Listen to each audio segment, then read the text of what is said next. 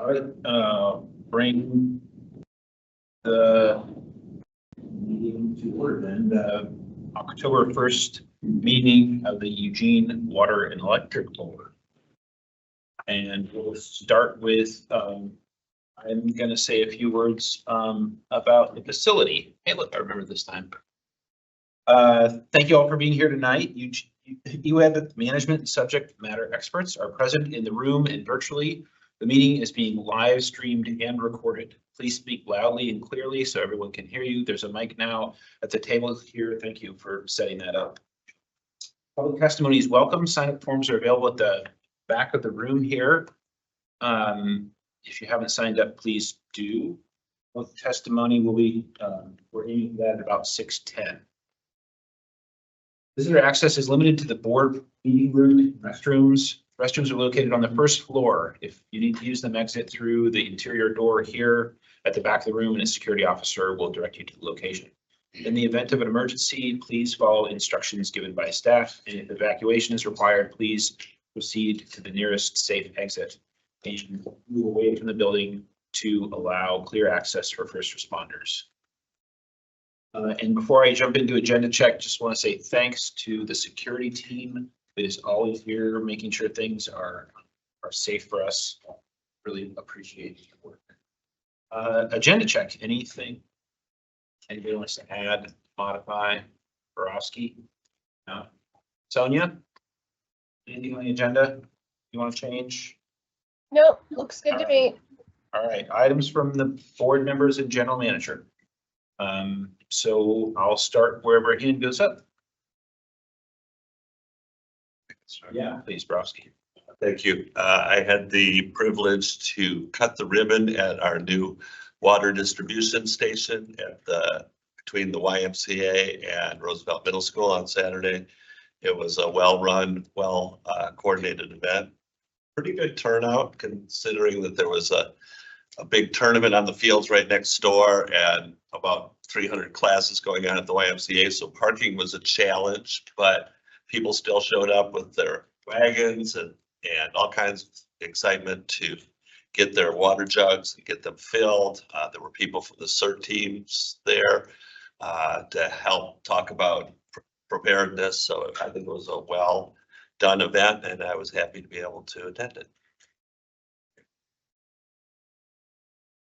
Yeah, I attended the Northeast Neighbor group, give a smaller report, but one of the things I'd like to see is I know that we've got 6 of the 7 stations up now, but I still don't think the majority of the community is aware of where they are and what they're. And I would, at least I'm in our neighborhood and we've got a lot of opportunity out there. And I don't know if in the future, once we get the 7th one in, that we could take out a full page ad or do something in some public awareness thing to make sure that we get more people informed about their location and why they're there and what function they would serve in the event of a disaster. So I just would think that I know in my neighborhood, they don't have a clue. And, we've had a lot of public outreach and it just seems like the few people that come to get their few jugs, maybe 10, and I've got 23,000 people out there. So just that really sure. Great, thanks. Anything from you, Sonia? Just wanted to say that I'm sorry that I can't be there this evening, but you're probably thankful that I'm not there. I'm not feeling well. So anyway, I'll be in and out, and thank you for giving me a couple of extra seconds to respond. I'm going to keep myself muted and we'll unmute as needed. Thanks. Sorry you're not feeling well. Glad you can join remotely. Sounds good. We can hear you well. All right, on to correspondence. Oh, yes, I'm sorry. Yeah. President McCray, Commissioners, good evening. I had just a couple of items. I did want to acknowledge the good work that water operations and engineering did, our communications team, emergency management team for the launch of the 6th of 7 emergency water sites. We didn't recognize that we were going to be testing the traffic control plan, but that's always a good test as well. So really appreciate your attendance as well, Commissioner Borowski. Commissioner Brown, there's one very easy way we could get people to know where those are, and that's to those 23,000, we could just shut off their water for a while and see how quickly they find out where those are. I'm kidding. So do it. Okay, we'll do it after you're commissioner. I also wanted to acknowledge the fact that when it comes to communications, we've done a lot of really good work the last couple of years. And the Northwest Public Power Association awarded EWEB 2 Excellence in Communications Awards, one for our Pledge to Prepare campaign and program, and the other for a video describing where your electric costs go throughout the day. And so wanted to congratulate that team. Also wanted to congratulate Kelly Hale and Ben Ulrich, who just recently completed the Western Energy Institute Business Acumen and Effective Leadership Program. This is a program that is developed. It takes 10 months and a lot of work with other utilities, a lot of teamwork with other utilities and learning. It's a commitment and an opportunity. It's an opportunity for them and a commitment by them. And so we are basically allowed 2 participants per year.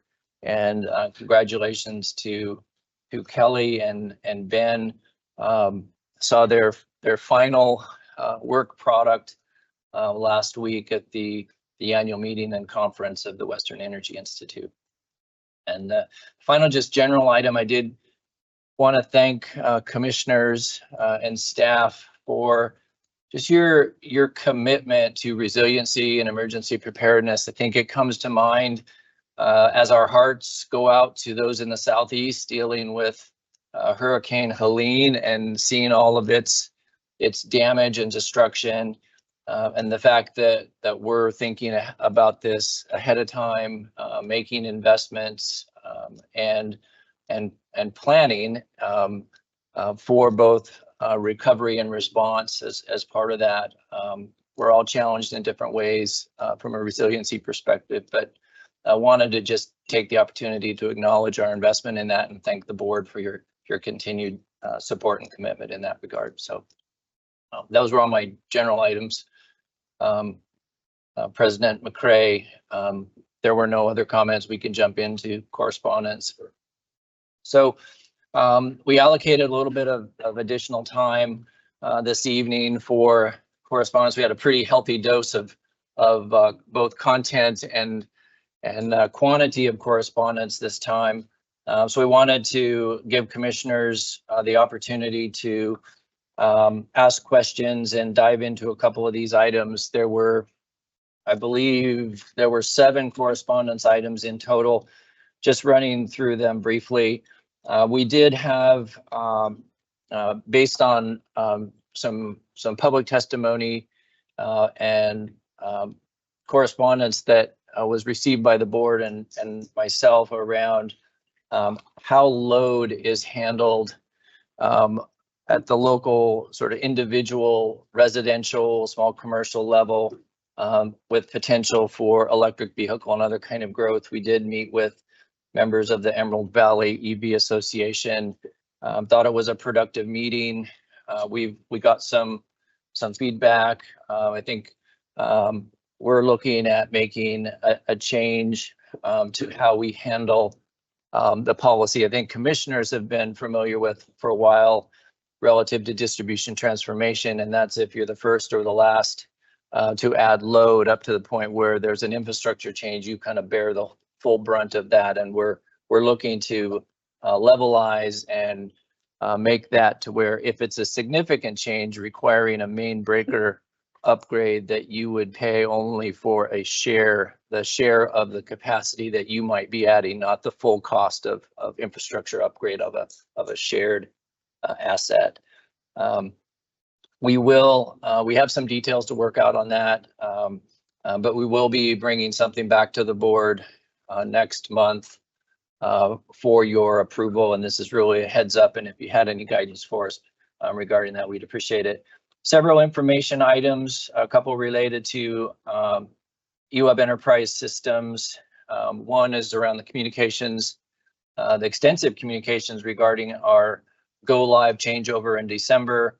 The other, some relatively administratively based changes to our customer service policies. Those are really informational items for the board, along with an update on where we are with sort of the near-term mitigation and sort of long-term planning around the Leberg decommissioning action plan.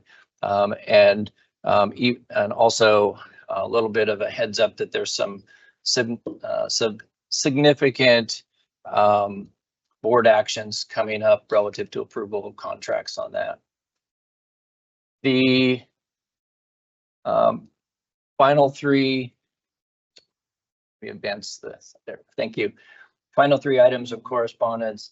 One has to do with a continuing discussion from last month on system development charges. This is really an appropriate place to capture some intent as far as what and why in a policy, simply because policy will tend to outlive individual commissioners or board members relative to their service. We don't do it often, but it's good to have a policy that describes the intent and the process and the method by which this would take place. And so our recommendation is to bring some things back for the board, not lose the momentum around the discussion, but also tie that with a natural event that occurs and is a statutory requirement on the water side, which is every 10 years we have to do a water master plan, which would set out the course that would align with our capital improvement plan, and thus an understanding of what's being added for capacity purposes within the system. So it's a natural and a good way to align that. Some updates also on the Walterville Canal 4-bay repair, where we stand on that, where we think we have a potential solution. Obviously, when we do that, FERC plays a role in its approval, and therefore there's some further actions relative to making that happen. And then the final item, correspondence. I know commissioners did want to have at least a discussion, understand where we're at with the watershed recovery plan and program and fee. The fee expires in June of 2026. We still have some ongoing commitments relative to what is distinguished between watershed recovery and watershed protection. I thought it was really an excellent sort of roster of all the things we've done, the commitments we have left that fall into that category. We're not recommending any early termination of the fee because of the commitments that we have, but feel like we're in appropriate position to probably right around the timing of the end of the fee, look at a watershed protection plan, which would be a go-forward plan based on risk assessments, and likely would include both the McKinsey and the Willamette. And so I'll take a breath and would appreciate any discussion that the commissioners want to have relative to these items. We have lots of names by them, so there's lots of experts in the room on these topics. And so with that, President McCray, I'll just pass it back to you. Great, thanks. And if it's, does it work for everybody to just open it up to all of those items, or should we go one by one? Yeah. Go ahead, John. Again, thank you. Frank, about the contract, the $18 million, so that's $35,000 a week for 10 years. So where do we come up with 18 million? I mean, because I know what I would do if somebody gave me a contract and said it's for 18 million and I had 10 years to spend it. Where do we come up with that number? I don't know where we came up with the 18 million. I will say if it's like a lot of our consulting contracts, it's going to be task driven. And so this is an extended long-term sort of outer boundary over that period of time. But the contract would have annual provisions, and it would also have a very specific task orders that would be a part of that. Beyond that, I would lean into Karen or Lisa as far as additional details. although that contract will actually come to the board at a future meeting and so probably more details to come on that. Maybe I can just ask about the expanded. So does that contract, those are just soft costs? Those are consulting? Is there engineering in there? Is there right of way? I mean, is there, what does that, I mean, that's a lot of money. That's a big consulting contract. So I'm just curious. I'll look, it's a big contract for a long time. So I'm gonna actually pass to Lisa and Mark. I think they can give you better detail than I can. Yeah, and I see Mark over there shaking his head because he's ready to answer. Just a cliff notes for. Well, if we all get around and shuffle, maybe we won't Oh, you got exactly it. know where the answer's coming from. So that's okay. I'll come back. Yeah, go ahead, Mark. Definitely an attention grabbing number, and it is a program manager for the decommissioning efforts, and it's more like cradle to grave of the decommissioning process. So the expertise that this project consultant will have will span from regulatory compliance guidance as we're preparing our decommissioning application to FERC, as well as environmental studies that need to take place to support the action plan, as well as engineering design for implementation of the action plan, and then construction management, monitoring after the work is complete. So it's intended to cover the spectrum of decommissioning related activities. So the proposals that we're reviewing have that gamut of expertise presenting to us in their proposals. So it's a very diverse scope of services that we have the flexibility to tap into via that contract, but also not an obligation. We've got that very clearly identified as well. Appreciate it. Thank you. Great answer. Thank you. That's it. Any other comments on that topic before we close that? Sonia, anything from you on that item? I had a comment on the rate and the for the electric vehicles. Come back to that in just a minute, and I'll just then add on that $18 million. One, I appreciate the foreshadowing of that amount, and that we'll be taking a closer look at it in December, it looks like.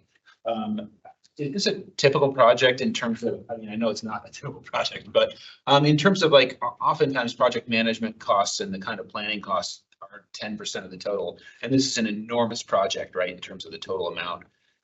Does it seem from your experience like this is kind of in the same ballpark of what we spent in terms of the amount of project management and planning costs compared to actual construction?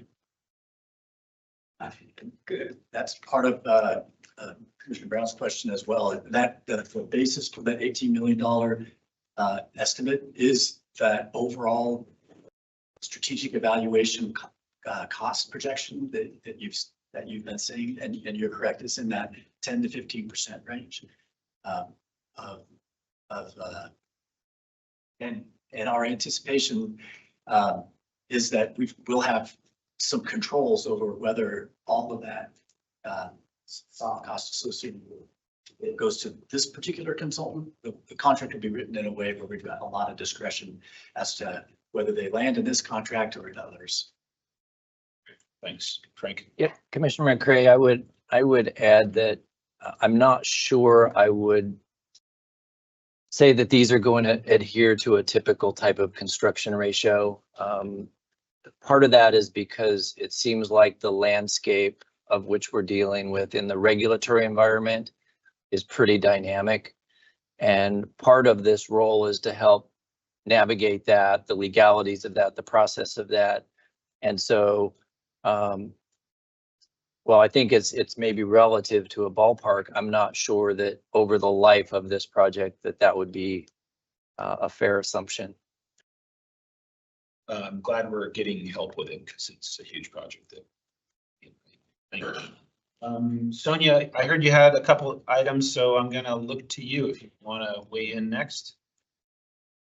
Okay, I just wanted to say thank you to staff for meeting with the Electric Vehicle Association and looking into that issue. It does seem like a fairness issue, and it's also one that prevents us from having the growth in that area that we want to see from a community perspective. So I appreciate the review there, and I also wanted to say that we should also be mindful when we implement a new process, especially one that if over time, as it looked like from what I read, if you hit that max on the capacity and then we have to install new capacity, and then that cost then gets spread out to the group, it might be challenging for people to make investments not knowing what that, oh, now I'm getting this kind of reverse bill for this additional rate. I just wonder if, I think that we have a demand charge on some of our other bills. And I wonder if there's something that we could have that's just smaller, but it builds in, the natural growth that a region would have. So anyway, I'll look to you and your expertise there, but just wanted to try to keep the shock factor out of it. Thank you. Yeah, Commissioner McCray, and Commissioner Schlossberg had a similar question pre to the meeting. The idea of this fee is that there's no sort of later reoccurrence of something based on a decision that your neighbors made. This is a levelized cost. It only applies when a customer were to make a major enough change that it would trigger a main breaker change. It's not just adding load where your neighbors, if your neighbors do something to load the transformer or whatever, that's taken out of it now. It's almost like on the water side, we have a charge per meter size. This would be just a levelized cost that's occurred over time that we've levelized across the system. It's a little bit different in that if you make a decision, then you're paying your portion of it, and that's all. So that's going to be that per amp upgrade fee. But anything your neighbors do is not going to impact you, and that's part of the intent of this. And vice versa, if you're making an investment to upgrade the system, you're making your proportional investment. You don't have to pay the full rate. Right, that's okay, correct. Perfect, thank you. Appreciate the responsiveness to the interested parties that have brought that to us. And this just to be clear, and I think that after meeting with the Emerald Valley Electric Vehicle Association, it was never intended to be punitive to a particular application. It came across that way. We understand that because one of the requirements, one of our requests relative to an incentive that we were supplying was to contact and have this assessment done. However, when you look at any kind of decision that a customer would make that would upgrade the breaker, that would be where this would apply. It wouldn't just be in one particular area, and it's a pretty substantial change that would, in all likelihood, require a permit, require an electrician, and likely they would have to contact EWEB in most cases that we can think of to pull the meter to actually make this change. So we didn't want to say, call us and then be punitive about it. Oh, yes. So there were some reasons. Like I say, there's some details to work out, but the goal here is to be fair so that if you make a decision, you pay your portion and you're not affected by your neighbors, or you're not affecting your neighbors based on your decision. So. Is that all from you, Sonia? That's it for me. Thank you. Thank you. The ones that I wanted to comment on are number 5, the memo on SDCs. Thank you. That was very helpful. It kind of put things into context. I know I kind of was a little bit aggressive at the last meeting regarding the SDC charges, and I appreciate the well-reasoned memo that was out there, and I look forward to moving forward with a policy that will help us get there. I realized that, it was kind of, we didn't raise rates for years and years, and then it was like, oh, we're behind the queue again, and we need to get there. And I'm looking forward to the conversation on that going forward so that is fairly distributed amongst our customers and new development and So thank you for that memo.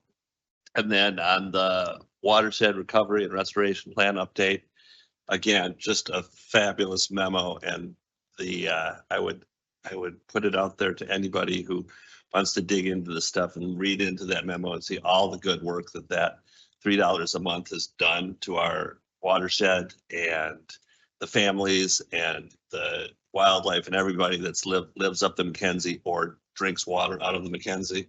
It's just a really great memo, and it just goes to show and highlight the good work that a lot of the people that are in this room, that are upriver and that care about our watershed are doing. So thank you very much for that. Anything from you? Thanks.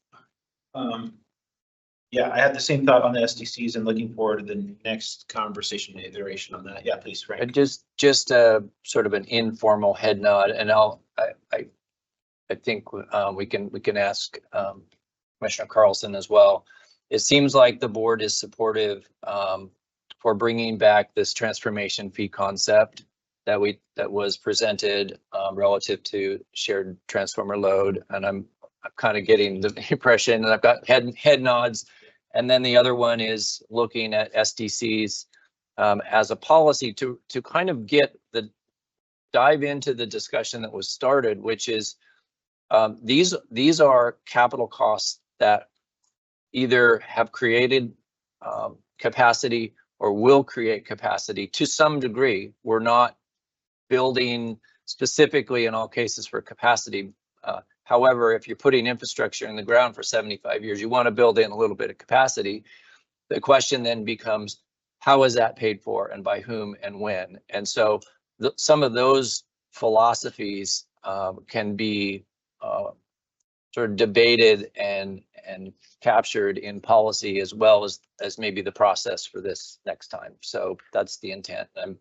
I think the board is generally supportive of that based on what I'm seeing and the conversations that we had individually, including mine with Commissioner Carlson. Yeah, and it looks like you're proposing bringing that back in December or January. December or January, if depending on, I'll say the meeting load is pretty heavy over the next few months. We normally do a policy review in December. We may want to do an abbreviated version of that because of your departure, President McCray. Or capture sort of your thoughts separately, but it may not be in December. It might be in January. We'll just have to see how the agendas work out. Okay, but it looks like there's support for that. But and there's an upcoming schedule for that. Okay, great. Thank you. Yeah, and then the only other one I wanted to take a couple minutes and just talk about the Mackenzie watershed recovery, the plan and that surcharge that has been in place. And one, I want to say thanks to the board that voted to enact that before I was on this board. As someone who's worked on wildfire recovery in the Mackenzie, it's been really helpful to have EWEB right there with resources to be able to make things happen. So just from my work life, it's been amazing to watch what EWEB is capable of. And I agree with you, the list of accomplishments here is kind of staggering. And also the match, right? And if I'm reading this right, it looks like, and I hope staff will correct me if I'm misunderstanding this, but there's been almost $7.2 million as of the end of August that have been spent through the surcharge, and then grants and partner reimbursements leveraged on the order of $6 million. Am I reading that right? That I thought it was a little. I leverage more like 12 million. Yeah. But Okay. I'm not the numbers person, but I can double check that for you. President McCray, we've leveraged that money well, I guess is. Yeah, I The guess simple that. answer would be. Yeah, exactly. It's amazing to see how effective our staff have been at leveraging every dollar that EWEB's customers have put on the table have been matched at least once and maybe multiple times. So one of my questions is, do we see more opportunity like that coming down the road? I know that's something that we talked about when this topic came up maybe 4 months ago. I think there was board support for looking at the possibility of kind of repurposing that fee, like letting it sunset as it's intended, but potentially considering another surcharge like that to support watershed protection efforts in the Willamette, since we will soon be taking water from the Willamette. And so there's part of my question is, does that make sense in terms of the potential for grant funding for watershed protection measures or other investment measures that we're looking at making over the next 5 or 10 years? I know it's kind of a convoluted question. Does that make sense? Do we see opportunities over the next 5 or 10 years where if we had a similar available funds that we could leverage them similar to what we've done at the Mackenzie?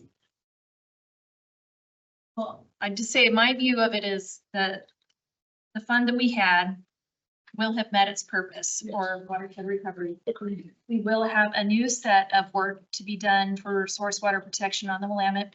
Has not been fully identified yet, won't be for some time. We need to write the plan for that first, then look for funding streams for it. If it is, if what we see as opportunities are traditional source water protection work, to me, that is work that needs to be rate funded by the entire customer base.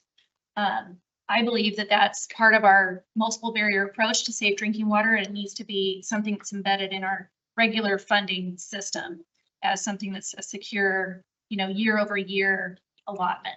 If there are opportunistic things that come up, I certainly believe the fee, and Susan can chime in too, has been a lot more like at the ready for us to kind of spring on those types of opportunities. I don't know what those might be yet for the Willamette. We'll have to see what the priorities are for that water source. I guess what we talked about, all of us in the memo, one of the big things that it's been really good to leverage is for acquisitions, because that's not something you can plan for in a single year. I think the whole board has seen how sometimes those negotiations can start and then end up years later. So that was definitely one of the advantages of this rate fee, is that we knew we had some money that we could plan for. We also had funding that we could use to leverage for grants that require a match of 25% or so. It was no money's ever guaranteed until you all approve the budget for the following year. However, that money can be something that's, in the back of our head that is a potential to be able to be used for those kind of grant leveraging opportunities. So that's definitely some of the advantages of having that kind of money. So there's creative ways we could go about doing that. With the rate fee is one of those as well. Is it safe to say that the water quality in the Coast Fork and the Middle Fork have more potential for improvement than the water quality in the Mackenzie? We have a surprise guest that I didn't know we were going to have. We have the executive director from the Coast Fork Watershed Council is here. And so I'm wondering if she might want to be speaking to that during public comment. For the Coast Fork, yes, there are more opportunities for. And I know we know back and forth, so I don't know if that's not appropriate, but I imagine during public comment that I you are can't speaking. speak for the Middle Fork, but in the Coast Fork, yes, there are more opportunities. And I feel probably we're just starting, like Karen said, we're just starting the preliminary investigations and what we'll do for source water protection within the Coast Fork and the Middle Fork. I think for those where we've been kind of more opportunistic with landowners that wanted to work with us in the Mackenzie, on the Coast Fork, it'll be more strategic. I think our partners have already been doing an amazing job of identifying those landowners that have those improvements that need to be made. And they've also been building those relationships as part of the Upper Willamette Stewardship Network. And so I think they have a lot of that base layer ready, so that when we come in and we're ready to invest in that area, it's going to be very strategic and a lot easier for us to have those connections made. So I'm looking forward to it. Yeah. If that answered your question. Yeah, thanks. Yeah, I do just want to chime in on the water quality front, just to be clear that the Willamette is an excellent source of water for another drinking water treatment plant. And so from a treatment perspective, I just want to be clear, I don't have any concerns at all about our ability to treat that. That doesn't mean that we won't have different challenges for source water protection in that watershed, but for treatment, going to be great. Yeah, no, I appreciate the clarification, Frank. Yeah, President McCray, I wanted to distinguish between, make it pretty clear there's a difference between a fee and a fund. And so there are, you can create funds, and part of what this fee approach did was it created a fund that was flexible within the purposes of in this case, watershed recovery. How you actually finance a fund can vary. We can use alternative forms of financing. We can look for grants. We can create that through the general rate base. But it is different between a fee and a fund. And at some point, we want to not be, I was going to use an example. We don't want to be Comcast, where there's 16 lines on a bill that have all these different aspects to them. And so when we use fees, we want to be precise. We want to be targeted with those. But there is a difference between a fund and a fee, and we can create funds in a number of different ways that can then be used for specific purposes, which could be for things like this. So just wanted to differentiate between those two. Yeah. John. Thanks. Getting to kind of where Matt's going. I think I've seen the real success of this fee. Sitting on the Watershed Council for the last 3.5 years, I've seen the opportunity that we had to leverage and have those dollars available, and knowing whether it's a fee or it's a part of our rate structure that we would automatically put in there. I think we've got a great story to tell with that.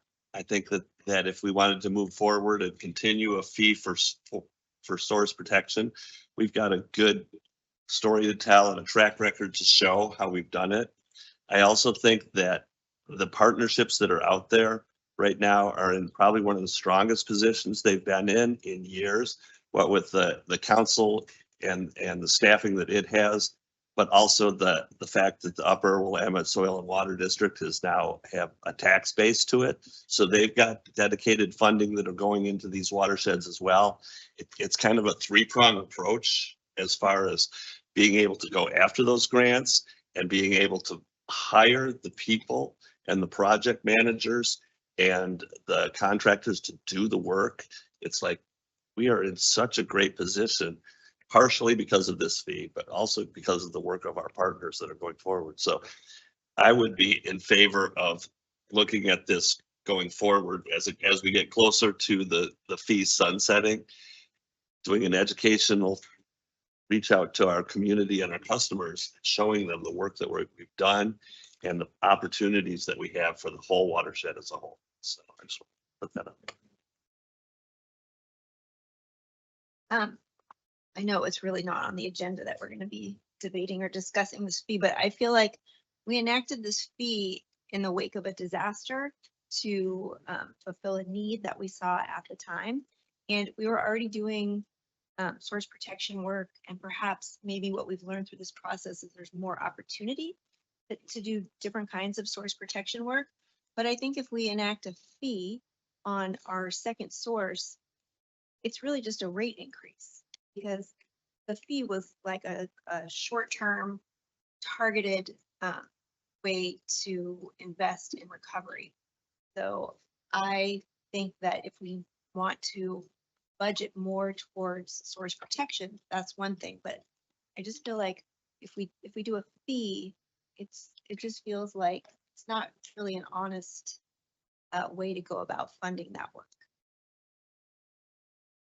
Thanks. Any comments from you, Sonia?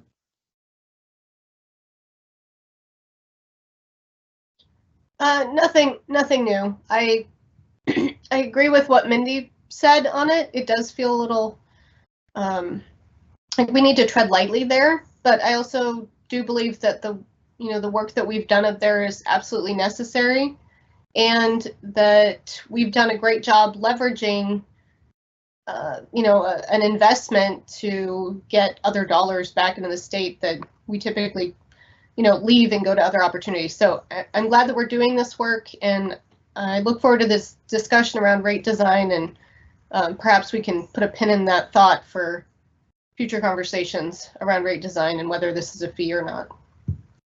Thanks.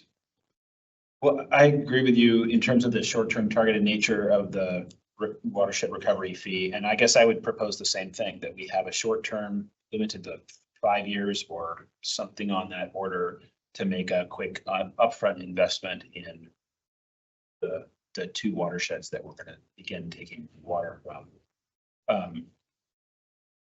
And I also would propose that we wait until this current fee ends to begin a new one, that we not have them overlap. And it feels like to me that being able to forecast for our partners that we are going to be collecting these funds, and we are going to put some funding aside for a short duration for short-term opportunities for leveraging grants and taking opportunities to purchase land, that having more than just a few months of headway for them to anticipate that would be helpful. So I guess I would look to see if there's support for asking staff to bring back a proposal for a short-term specific fee just for that purpose. John? Well, I've probably pounded the drum louder than both people that's been at this table for the last decade or so about clean water. Unquestionable. That's an aside, but I also understand that affordability, you go look what our water rates are gonna do. We have to look at this in a holistic approach rather than just say, let's have a fee right now. We've got dairies up there, we've got urban runoff, we've got short mountains, we've got a whole lot of sources of pollution that we don't have on the Mackenzie. And so before we go do this, I think if we're gonna do it, we need to do it right, and better late than long, in my opinion. I don't think right now, if we start talking about extending this fee, that's fair, because you gotta look what we're doing to water rates over the next 5 to 10 years, just to fund the second source. And the second source isn't going to be running at full capacity. So what is 7 million gallons a day, which is a third of our capacity. And so I'm just thinking holistically that I'm not opposed to it, but I want more, for me, I want more information about why and how and what does this do, because it compounds that rate increase, and the affordability factor is really getting, you know, back home death by 1,000 cuts. We're raising rates, and we're going to raise it significantly. And water is another commodity that you don't have a choice on. So I'm not opposed to it, but I need more information before I support it. Okay. Others? In terms of asking staff to bring back, I'm not hearing support for that. All right, we'll move on then to the next item, which is public input in person or by telephone. So we're gonna start with the people on the phone, and I'm gonna give a quick introduction before we get started, and just say welcome to all to the public input session of this meeting. EWEB is a public not-for-profit organization whose charter is to deliver drinking water and electricity to us. Although the forum is not used for an open back and forth dialogue, commissioners and staff value hearing diverse perspectives and receiving community input. Speakers are asked to keep their testimony relevant to their business and requests that everyone share their comments in a productive and respectful manner. Should speakers or audience members become disruptive, they may be muted and or removed from the meeting. At this time, we have 5 individuals, 1 person on phone and 4 here in person. If you're here to speak in person and you haven't signed up, please do so we can get you in the queue. When your name is called, you'll have up to 3 minutes to provide your comments. There's a clock up front here and a table with a microphone in the back room. And we'll begin the public input session now.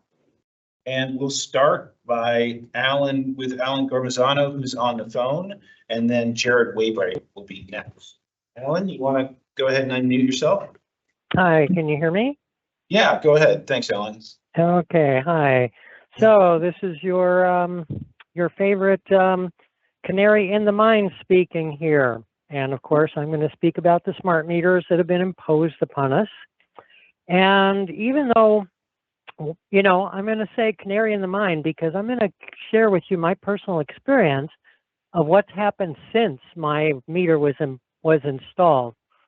While it was in broadcasting mode and I walked by that meter or was anywhere near that meter in my house, I felt an intense pressure on my head, which disappeared when it went off of broadcasting mode, which obviously it was only on for a little while.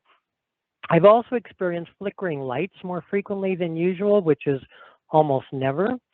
The waste and expense that you went through with the excuse of we need to replace it because there's no spare parts when the analog meter breaks down. It's like, you know, it made more sense to leave it in place until it breaks down and then replace it. That would have saved a lot of time and money.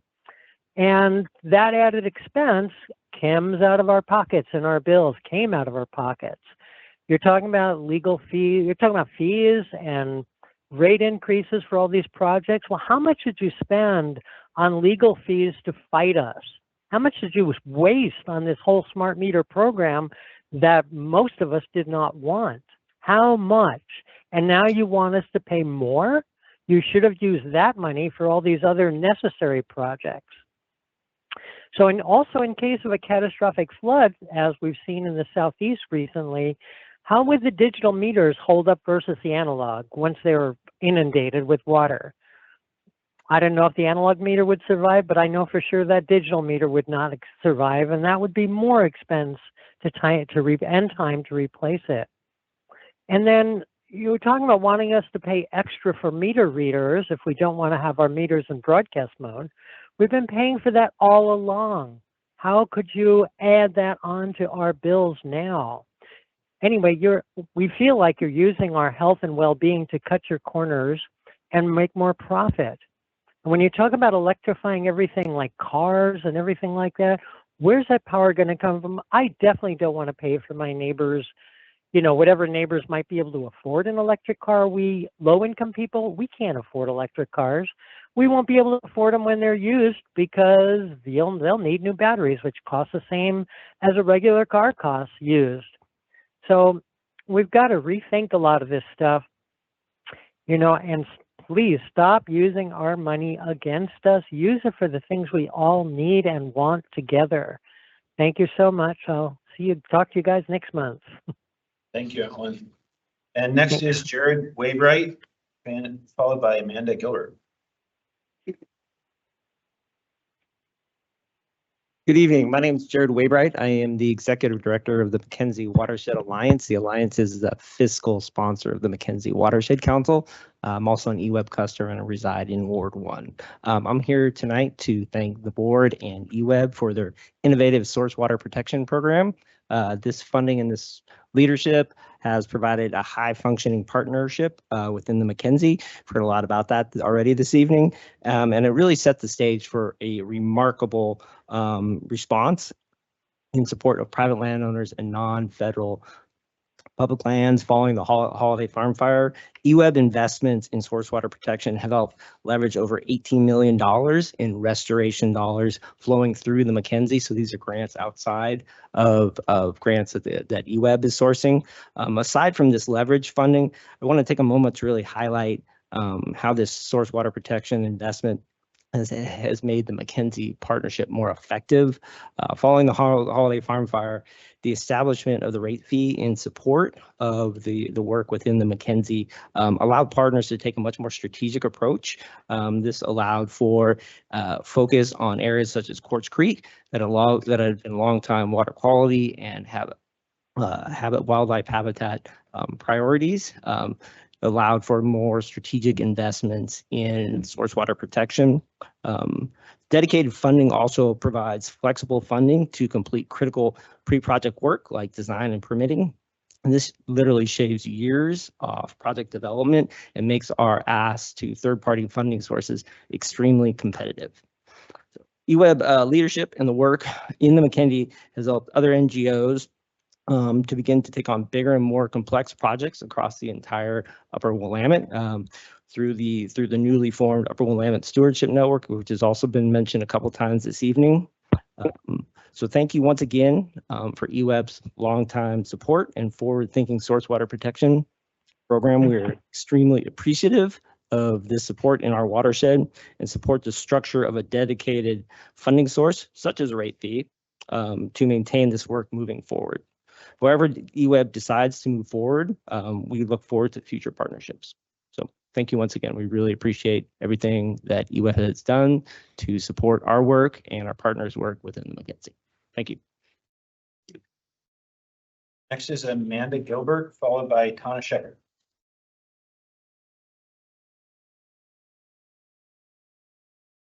Hello, my name is Amanda Gilbert, and I'm the Executive Director of the Coast Fork Willamette Watershed Council.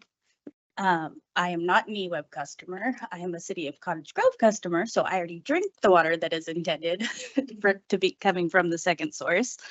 I would like to encourage the council to also continue with the rate fee or whatever other funding mechanism that they choose to deem appropriate and expand the spending to both the Middle Fork and Coast Fork once the second source has gone through. In the Coast Fork, we would use it to help leverage federal match for our funding. For example, our Working Lands program currently works with our ag and farming and forestry to help move programs and farms to a more resilient and regenerative agriculture program. Through this, we've received $516,000 from NRCS to do just outreach in our watershed over the next 5 years. With the fees, once the second source is implemented, we could do so much more with this already in hand and the outreach. We could go straight to on the ground activities without having to do the outreach. And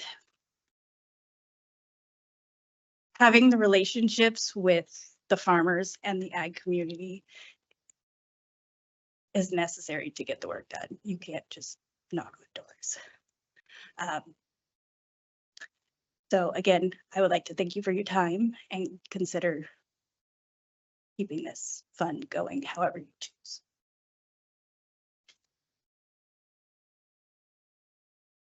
And next, Ms. Shepard, followed by Joshua Korn. Hey people, it's me, EcoChick, otherwise known as Tiana Shepard. I'm in Ward 7 and I'm with Eugene 4J. I'm the coordinator for the 4J EWEB Education Partnership. I'm here to thank you as always. We're just embarking on school year 24-25 and just a little bit about the end of the year last year. We were able to bring the electric vehicle challenge back for the first time since before COVID. On a school day. So it was a field trip. It was actually amazing. It turned out beautifully. So we already have a date for the beginning of June of this 2025. So I'll share that soon. We're getting in, gearing into our salmon season right now. And so I just came from our salmon teacher workshop right before this, and we have tanks set up this Friday. Chillers are delivered and we're for trips starting soon. Stay tuned for either coming to a Fish Creek trip or a salmon release trip. The board's always welcome. And yeah, it's our most successful program. We have 53 tanks out in the classrooms this year. So we have a couple people sharing because they're new and they're feeling a little nervous about being responsible like that, but we're hoping to get them on next year. So yes, it's very successful program with Fish and Wildlife's Fish Eggs to Fry program. I'm continuing to do the Eco Experience newsletter. It's really a great way for me to reach all people in 4J, not just teachers. And so I'm starting to be looked at as kind of like, oh, what did Tiana think about that? If it has to do with climate or conservation in the district. I'm working with high school group of 4J climate justice team, and they have a lot of big action plans for this year.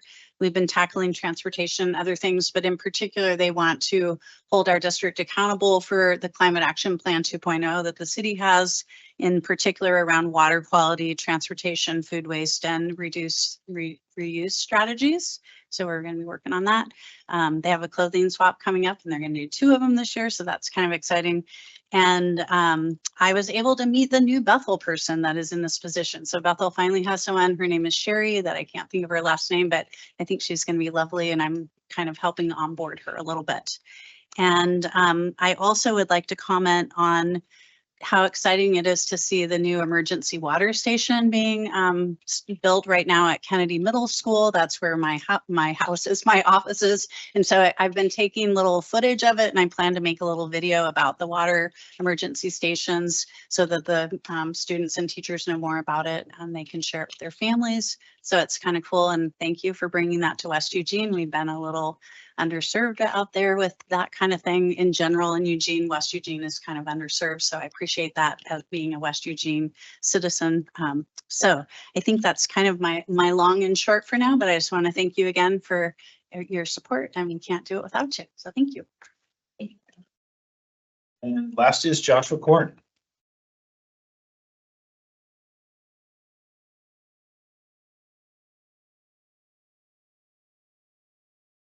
So recently I went on a backpacking vacation and, I take full responsibility for the fact that I forgot to pay my EWEB bill before I left and my power was shut off. As I said, I take full responsibility for that. But what came next really gets into the smart meter debate. We've been led, as the community here, have been led to believe for the last 11 years that there was some consumer benefit to having a smart meter installed on our homes. This proved to be completely false. As soon as I came out of the wilderness, I was informed by my house sitter that the power was shut off, and I immediately paid the bill and got that taken care of. It happened to be Friday night and Saturday morning when I was taking care of that. And I was very disappointed that the most obvious benefit that I could imagine for a smart meter is that once the bill was paid and the billing issue was completely solved, then why wouldn't this super smart, amazing piece of equipment, technology, immediately flip my power back on? But no, it took literally approximately 3 days before I actually had power restored. And it wasn't until I actually returned back to my home and on Monday was able to contact customer service, at which point they told me that because of the terms of use, the terms of service for EWEB, once the power is shut off, it requires a customer to call into the customer service and authorize the billing again for the account, which seems a little ridiculous to me, considering I literally just paid the bill. Isn't that an authorization in itself? I authorized, you guys don't have any authorization on my card anyway. I'm paying the bill anyway, just like all customers are paying our bills when we get them. And so this was very disappointing, and to me it makes no sense, and it proves that this technology serves no benefit to the consumers and only serves to cut your costs and provide a technology which has yet to be proven safe to the community and the public at large. So thank you. All right, and that will end the public input period. And this time, commissioners are given an opportunity to make comments if you so choose. Any? No? All right, John? I'd just like to thank everybody for coming out. I really appreciate people coming up and acknowledging our contribution. Many, many years, the only time somebody would come to that podium is to complain and not to say thank you. So thank you for saying thank you. And Donna, especially, I know that we are faced with some pretty big decisions on Carmen and Trailbridge, Fish Passage. And so if there's going to be any more opportunities, great article in today's paper, but if there's going to be any more opportunities where you're going up there, I think if you could notify us, if we could, if you haven't seen the Fish Passage and what we're going to be up against, sometime I think you ought to see it, because we're going to make a huge financial decision, depending on how it goes. So you ought to go see what it does and how we have the traffic hall now and what Fish Ladder may propose. So if they can coordinate that, maybe we can take 2 groups of staff, EWEB staff to get us down there. So that would be a nice notification of if you're going to do it again this year. And if not, that's okay too. But thank you again for coming up and acknowledge us, and we'll do what we can to protect the water, but we also have to make sure our ratepayers can afford to drink the water. So thank you. Yeah, Mindy? I just have one comment. Hannah, when you mentioned that you're excited about the water station that's happening at Kennedy Middle School, and John, you mentioned earlier about how many people in your ward don't know where the water stations are. I do think that there's an opportunity for some kind of partnership with the schools to let people know where these water stations are, and information can go out through students, home to families. I know not everybody has a child in school, but to me, that just seems like a big opportunity to partner there. That Materials are all shared. All right, yeah, similarly like to thanks folks for taking the time to come and provide testimony, both in person here and over the phone. So with that, we'll move on to our next item, approval of consent calendar A. Move to adopt consent calendar A. Motion to adopt by Brown. Second by Borowski. Any conversation on consent calendar A? Hearing none, I'm going to ask for a vote approving consent ballot calendar A. All in support, say aye. Aye. Hi. Sonia, aye. Passes unanimously. Moving on to consent calendar B. Voice from the sky. Move to adopt consent calendar B. Moved by Brown. Is there a second? I'd like to pull item 8. I'll second the motion to adopt it, but then we'll go to conversation and Borowski's going to ask about item 8. I'm just making it weird, aren't I? It's all right. We'll be okay. Yeah, please. Okay. Item 8 is just a resolution regarding our annual investment policy. There is a small change that I think was mandated by the state, but it has to do with environmental, social, and governance. I'm just happy to see that is part of our investment policies. I know that at the city of Eugene and some other entities around, there's been some local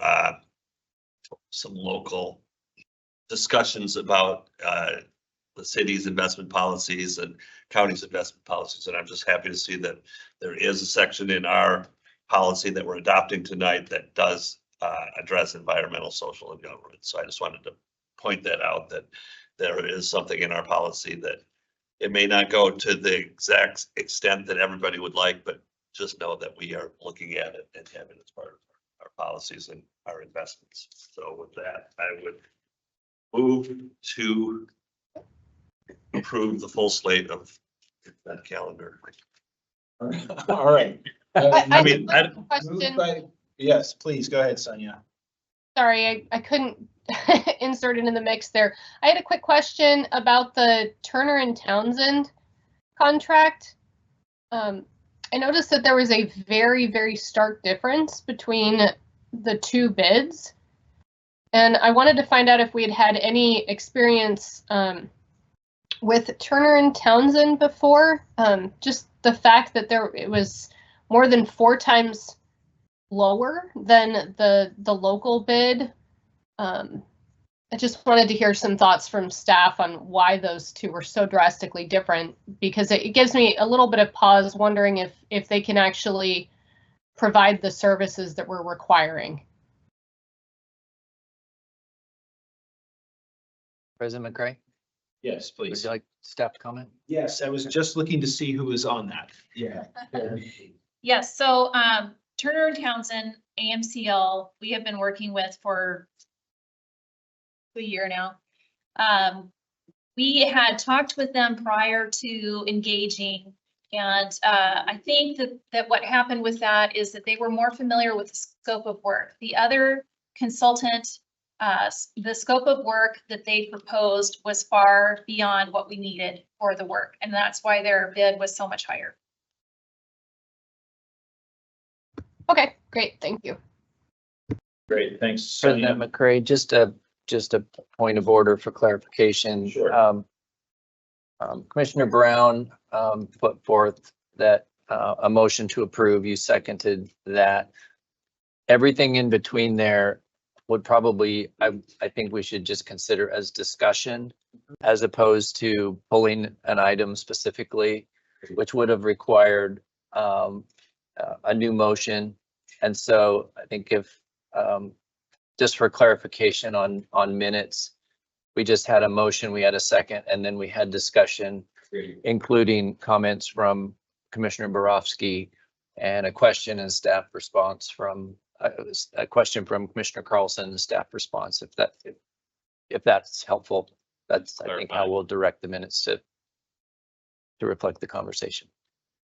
All right, so move to adopt consent calendar B from Brown, seconded by me, and we had discussion moving to a vote. That in all those in support of adopting consent calendar B, say aye. Aye. Aye. All right, that passes unanimously. All right, and then next up is the presentation on the draft 2025 electric and water budgets and long-term financial plans. Joshua. So we couldn't click the button. For the complication.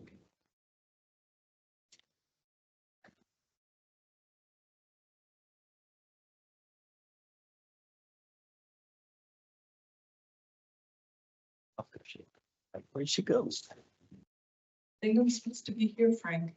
Well, you were behind Borowski. I couldn't see you. I was like, where did she go? Hiding up here. Good evening, President McCray and Commissioners. Deborah Hart for the record. With me this evening are Aaron Ballmer, the Acting Finance Manager, Alicia Voorhees, the Acting Fiscal Supervisor. And then we also have the rest of the budget staff here who really did the heavy lifting that made this presentation possible. And they will be available for questions as well. So last time you saw the long-term financial plans was back in July, and we had brought them with their respective assumptions. This evening, we're here to review the updated plans and are seeking board direction on the 2025 draft budgets. Next month, we'll be returning with a more detailed draft budget document along with proposed pricing changes, and we'll hold the first of 2 public hearings on prices. The second public hearing on prices will be held in December, at which point we'll be asking the board to adopt the pricing proposals and approve the final 2025 budget document. With that, I'm going to pass it over to Aaron. Deborah, good evening. So starting off with everybody's favorite topic of inflation, and we'll do a quick look back at the inflationary environment that we've come through in recent years, as it is a contributing factor to the large increases being proposed next year. So with uncomfortably high inflation over the past several years, the board has implemented rate changes as staff have managed increasing costs to capital projects and operational programs. In the charts on the screen, we can see a significant disparity has developed in recent years between EWEB rate increases and utility-specific inflation measures. Annual inflation, as measured by the Consumer Price Index in August, was 2.5%, which is much more in line with the Federal Reserve target. However, measures specific to EWEB services for electricity and water are still slightly elevated, indicative of continued pressures in the energy and water sectors. Upcoming year rate increases proposed for both utilities will aid in EWEB's ongoing investments in reliable and resilient infrastructure. They will sustain our 24/7 products and services, as well as navigate increases in power costs with an expected double-digit increase in power costs from the Bonneville Power Administration. Turning to the electric long-term financial plan. So since July, we have refined projections and sharpened our pencils at the request of commissioners.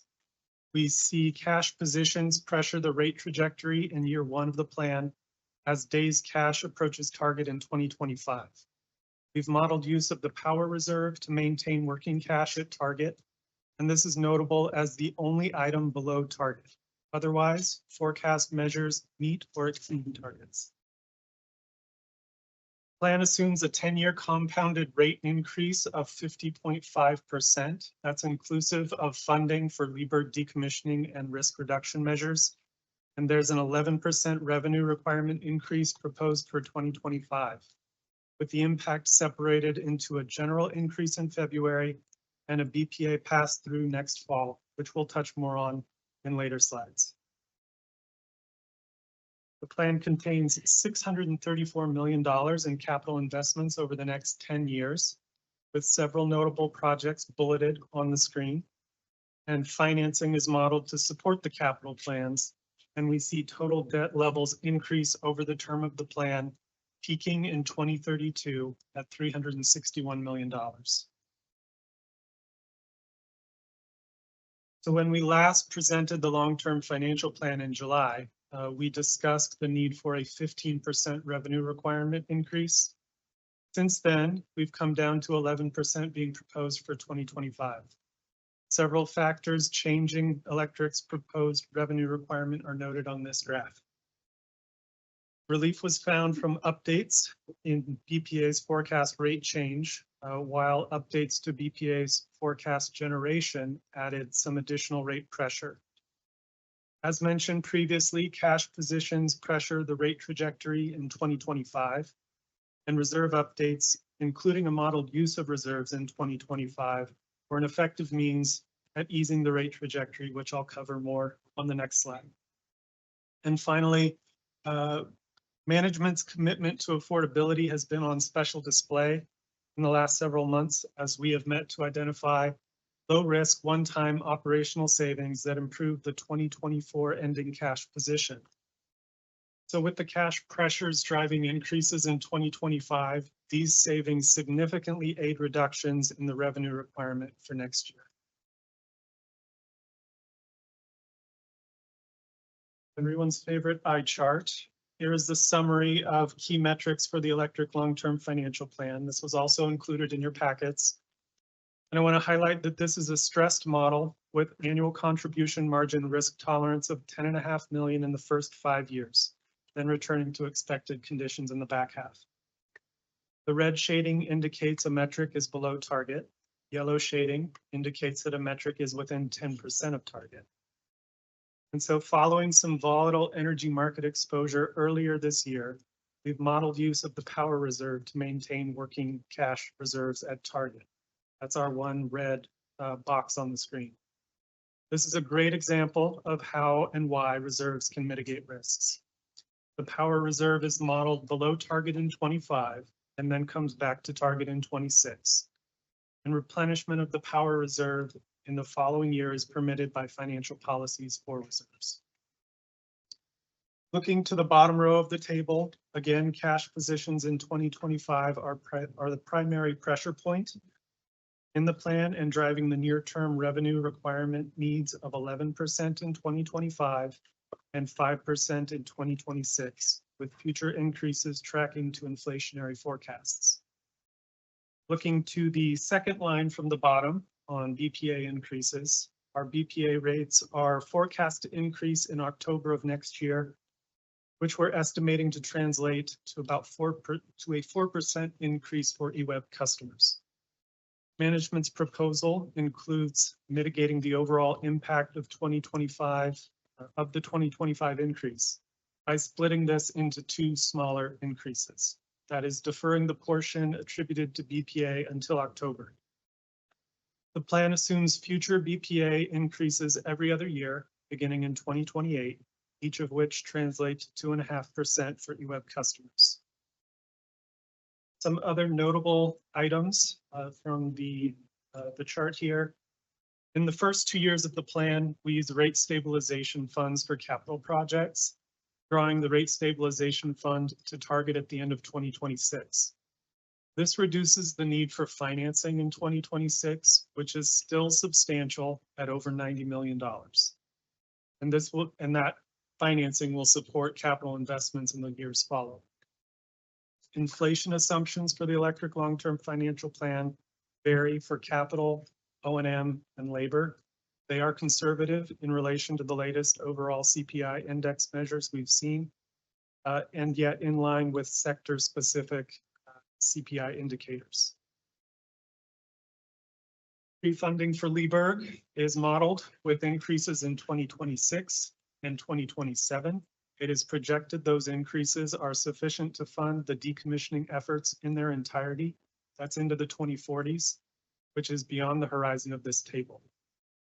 Also, Walterville capital activity is modeled in 25 and 26. And reserve targets are escalated over the plan to model increasing requirements to mitigate risk. Switching to the water utility, we've updated the water utility plan assumptions in a manner similar to the electric system. All metrics are above target, though the plan models that debt service coverage becomes strained as a result of modeling a large debt issuance in 2026, and that is to fund the Willamette Water Treatment Plan. We are modeling a 10-year compounded rate trajectory of 77%, again to fund significant investments that will replace aging infrastructure and improve our resiliency. That includes an increase in the revenue requirement for 2025 of 8%. The 2025 revenue requirement and the overall rate trajectory have improved since July's presentation. There are areas where operational savings identified in the electric utility benefited the water utility due to shared services allocations. In addition, operating performance through the summer has improved reserve projections, benefiting future periods in the long-term financial plan. Plan contains $359 million in capital investments over the next 10 years, again with notable projects included on the slide, and with financing modeled to support the capital plan's total debt levels increase over the term of the plan, peaking in 2031 at $233 million. Here is the water table, summary of water long-term financial plan key metrics. Again, highlight that this is a stressed model. We've modeled consumption at 95% of average in the first 5 years. That gives us a contribution margin risk tolerance of about $1.3 million per year before that reverts back to expected conditions in the back half. Again, yellow shading indicates when metrics are nearing targets. And stresses in the plan are due to large investments in a second treatment plant as well as water storage projects. The water utility long-term financial plan assumes a substantial amount of conventional borrowing to fund capital priorities, which puts pressure on debt service coverage measures and requires a higher rate trajectory in the early years of the plan. That said, rate increases have been smoothed wherever possible, and water rates are expected to remain comparatively low among regional utilities, even with these significant investments. With debt service coverage becoming the rate driver in the back portion of the plan, we are modeling a drawdown of the rate stabilization fund throughout to reduce borrowing and manage debt service coverage metrics. Also, here, reserve targets are escalated over the plan to model increasing requirements to mitigate risk. And the 10-year rate trajectory is displayed at the bottom of the table. And with that, I will pass it off to Alicia. Thank you, Aaron. Good evening, commissioners. With the board direction on the long-term financial plans, assumptions, and strategic and operational goals, this evening's presentation begins the discussion on the budgets and prices for the upcoming year. The next set of slides in this presentation will provide an overview of the 2025 draft budgets to include operations and maintenance, capital investments, and debt service needed to accomplish the goals and priorities. We will also review the change in revenue requirement and preliminary impacts on customer bills. Slide, please. Beginning with the electric utility, the electric draft budget is $7 million more than 2024.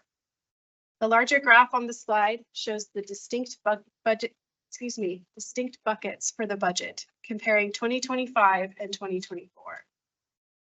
Starting with capital, the capital budget spending increase is attributed to addressing resiliency and near-term regulatory requirements in our generation projects, as well as to address the backlog of work as it pertains to PUC required corrections.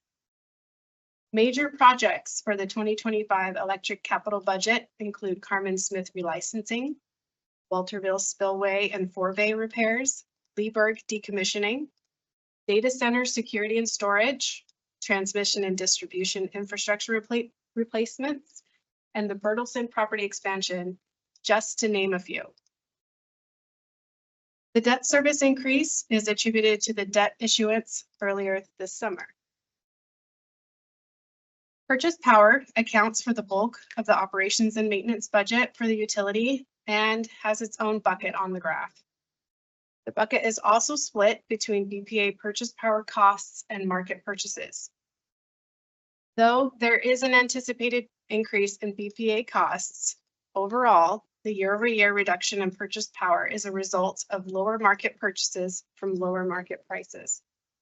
I will also note that along with the reduction in market purchases, there is an offsetting reduction in wholesale sales revenue as well. For your reference, the smaller graph on the right illustrates the estimated change in BPA purchase power costs over the next few years as compared to the estimate from last year.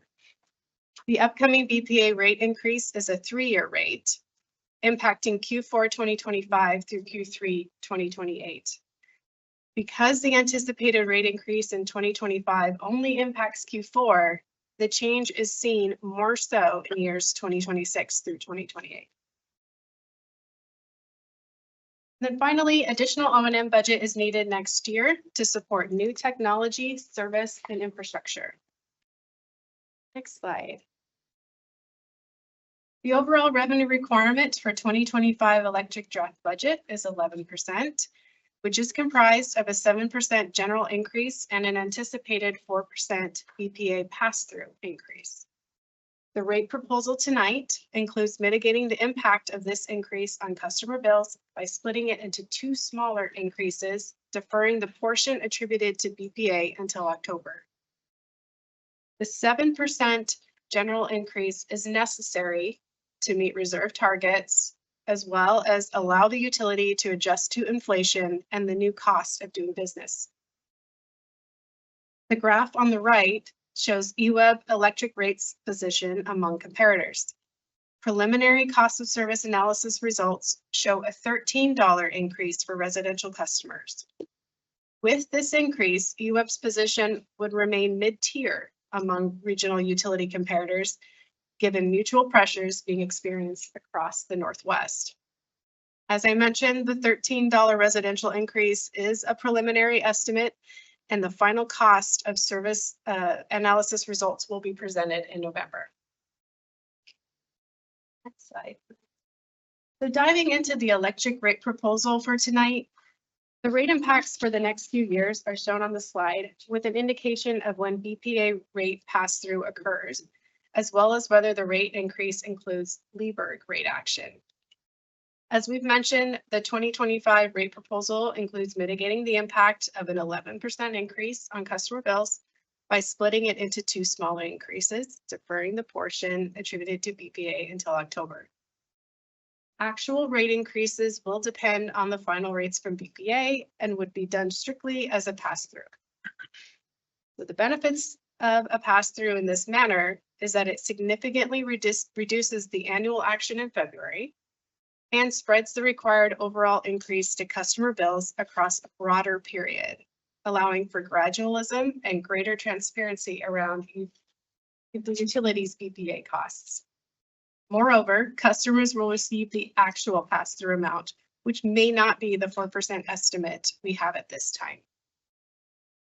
Next slide. Moving on to the water utility. The water utility draft budget is $13 million more than 2024. The graph on the slide shows the different buckets for the budget, comparing 2025 to 2024. Capital and O&M budgets show increases as compared to the prior year, whereas debt service and watershed recovery budgets remain flat to the prior year. The capital budget spending increase is attributed to replacing seismically vulnerable and aging infrastructure. I'm going to start that over just in case you all were distracted. The capital budget spending increase is attributed to replacing seismically vulnerable and aging infrastructure, improving reliability, as well as optimizing the system. Major projects for the 2025 water capital budget include new water reservoirs at College Hill, risk-based main replacements, design and permitting for the Willamette Water Treatment Plant, finishing deployment of AMI meters for the water system, and the Bertelson property expansion. Again, just to name a few. Additional O&M budget is needed next year to support new technology, service, and infrastructure.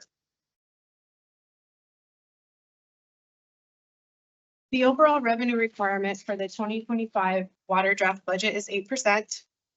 This overall increase is necessary to ease pressure targets that are a result of substantial amount of conventional borrowing to fund once in a generation type projects, as well as the water treatment plant. As you have just seen in the long-term financial plan update, similar rate increases are needed for the next few years. These gradual rate increases will better position the utility to meet near-term bumps in debt service. This overall increase will also allow the utility to adjust to the growing disparity from historic inflation and again, adjust to the new cost of doing business. The graph on the right shows EWEB's water rates position among comparators.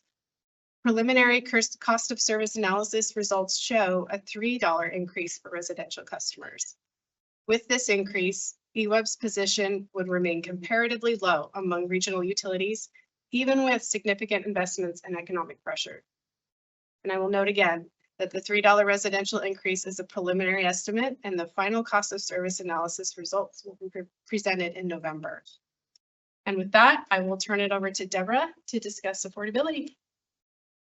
Thank you. And I appreciate we're over time, so I will try and talk 1.5 speed and bring us to a close here.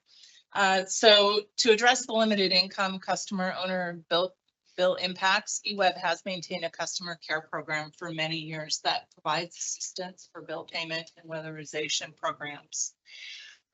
Included in the top graph here is, I'm not doing a very good job here, am I?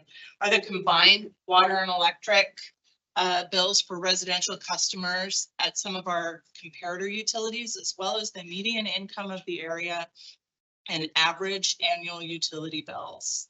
The annualized average is then compared as a percentage of median household income. That's that green line that you see here. The state of Oregon defines affordable as a utility bill that is under 6% of median household income. While 3.4% is considered affordable, we do recognize that we have customers for which the utility burden is much higher. The goal of our customer care funding is really to help push people from burden to unburdened.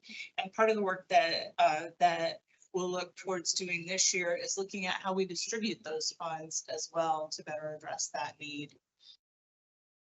Historical funding for customer care is shown in the bar chart at the bottom here. It's also worthwhile to note that an additional 200 to 300,000 in donations come in and are distributed through our energy share assistance. That's been our historical average through that program. The MHI indicator here is that green line that you see as an affordability measure. In the way, the MHI has trended downward slightly over the past 10 years. That's really a function of EWEB's bill growing at a slower rate than the median household income in our area. For the average residential customer, the total projected 2025 bill increase is less than $1 per day for electricity combined.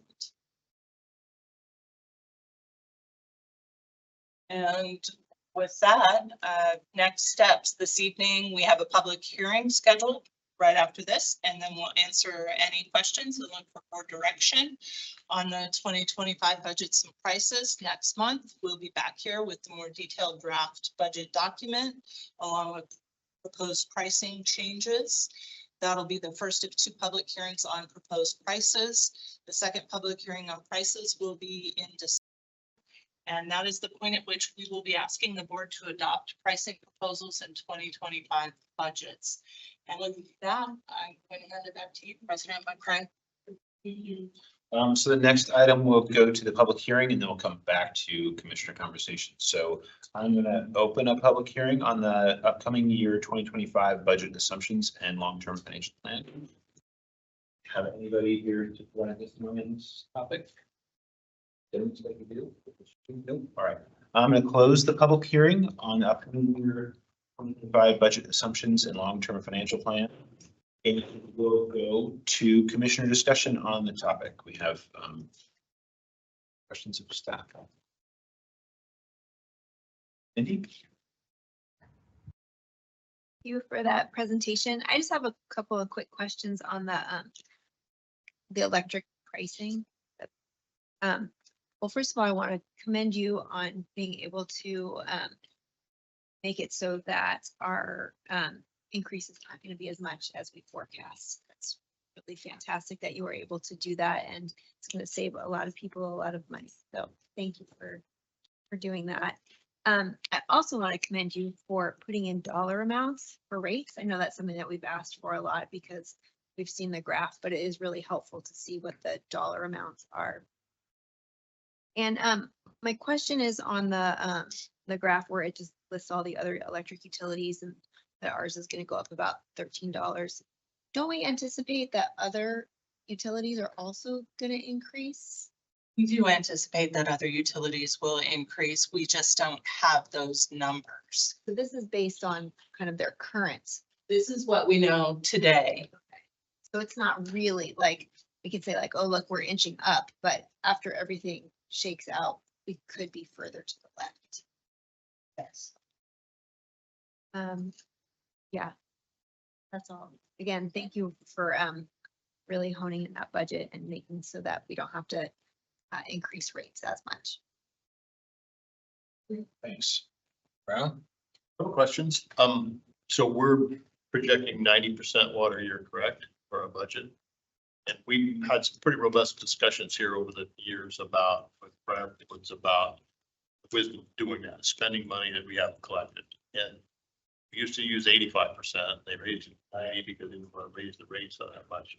But we didn't make 90 this year. That's budget shortfall, correct? So what's the budget impact if we only have an 85% water year next year? I mean, you don't have to answer now, but it seems like we're trending that way. And I'm just wondering, you know, basically we're passing a budget, spending money we haven't collected, and if we don't collect it, then we have to cut something like we did this year. Wisdom of what that 5% differential, because for decades we budgeted on 85% after, I think it was after Enron, and we got into pretty serious financial trouble. And so if you want to answer it now, that's fine. I don't know what 85 is, but I do understand that the forecast for the water year that we've got at this point is working off of where we're at today from a regional water standpoint. So we're going into a water year that's, I'll say, already kind of short, if you will. And so the generation forecasts that we have a degree of conservatism to them for, because we've got experience that we're going into the water year a little short. So there is I'll say I've got a degree of comfort that we've got some conservatism in that respect captured. Then on water, I noticed we got a 77% increase average over the next 10 years, plus minus. And we had a significant cost increase in second source water treatment facility. It went from 70, now it's at 100 million. And if we follow that trend, and we're not going to build this for a few more years, are we assuming we have a constant cost of 100 million on second source, or are we going to, did we inflate that to keep the trend that we've had over the last 4 years? If we move the second source build out within the plan, we would create inflationary assumptions in conjunction with wherever it's moved to the plan. But we didn't model, I'll say, variations on the second source timing in this go round. Okay, because I mean, that cost escalation from where we were at 70 now to 100 million is totally exceeded the market inflation rate and even water infrastructure inflation rate that you presented to us before. So I was wondering if we use that same inflation rate over the construction period in this budget model, or if we're just keeping a constant $100 million. Because I'm looking at what your debt service is. Bond funding. 78 million in 2026. So is that just second source, and then or is that a combination of second source and reservoirs things? 2026 financing, I think, is by and large second source, but there are other storage projects that are happening in that time frame that would be very supported by that. And then the 57 million 2 years later also has the balance of that in there. So are we just assuming second source is still $100 million? I guess is what because right now it's 100 million and we're projecting out 4 years from now. Is it still going to be 100 million? In the ballpark is what I'm getting in terms of checking some notes. I'm seeing a little bit north of 100 million for second source. So yeah. Yeah, because I mean, conceptually, the dollar amount isn't great, but any commodity that goes up that much compounded for a period of time, So it's like any commodity is going up 8%, 9%, 9%, 9%, 9%. That's pretty significant. So we went from about 98 million to 107 million when we delayed that project by 3 years. So we are capturing those delays and an expected rise in costs. But I would want to take it offline and look in detail at the notes before I comment on. I want to just emphasize, my point is that I would rather go from, you went from 15, we went to 11. Good for you. I don't want to go from 11 and have to go to 15. So I'm just bringing that up because we've experienced it. So thank you. I appreciate it.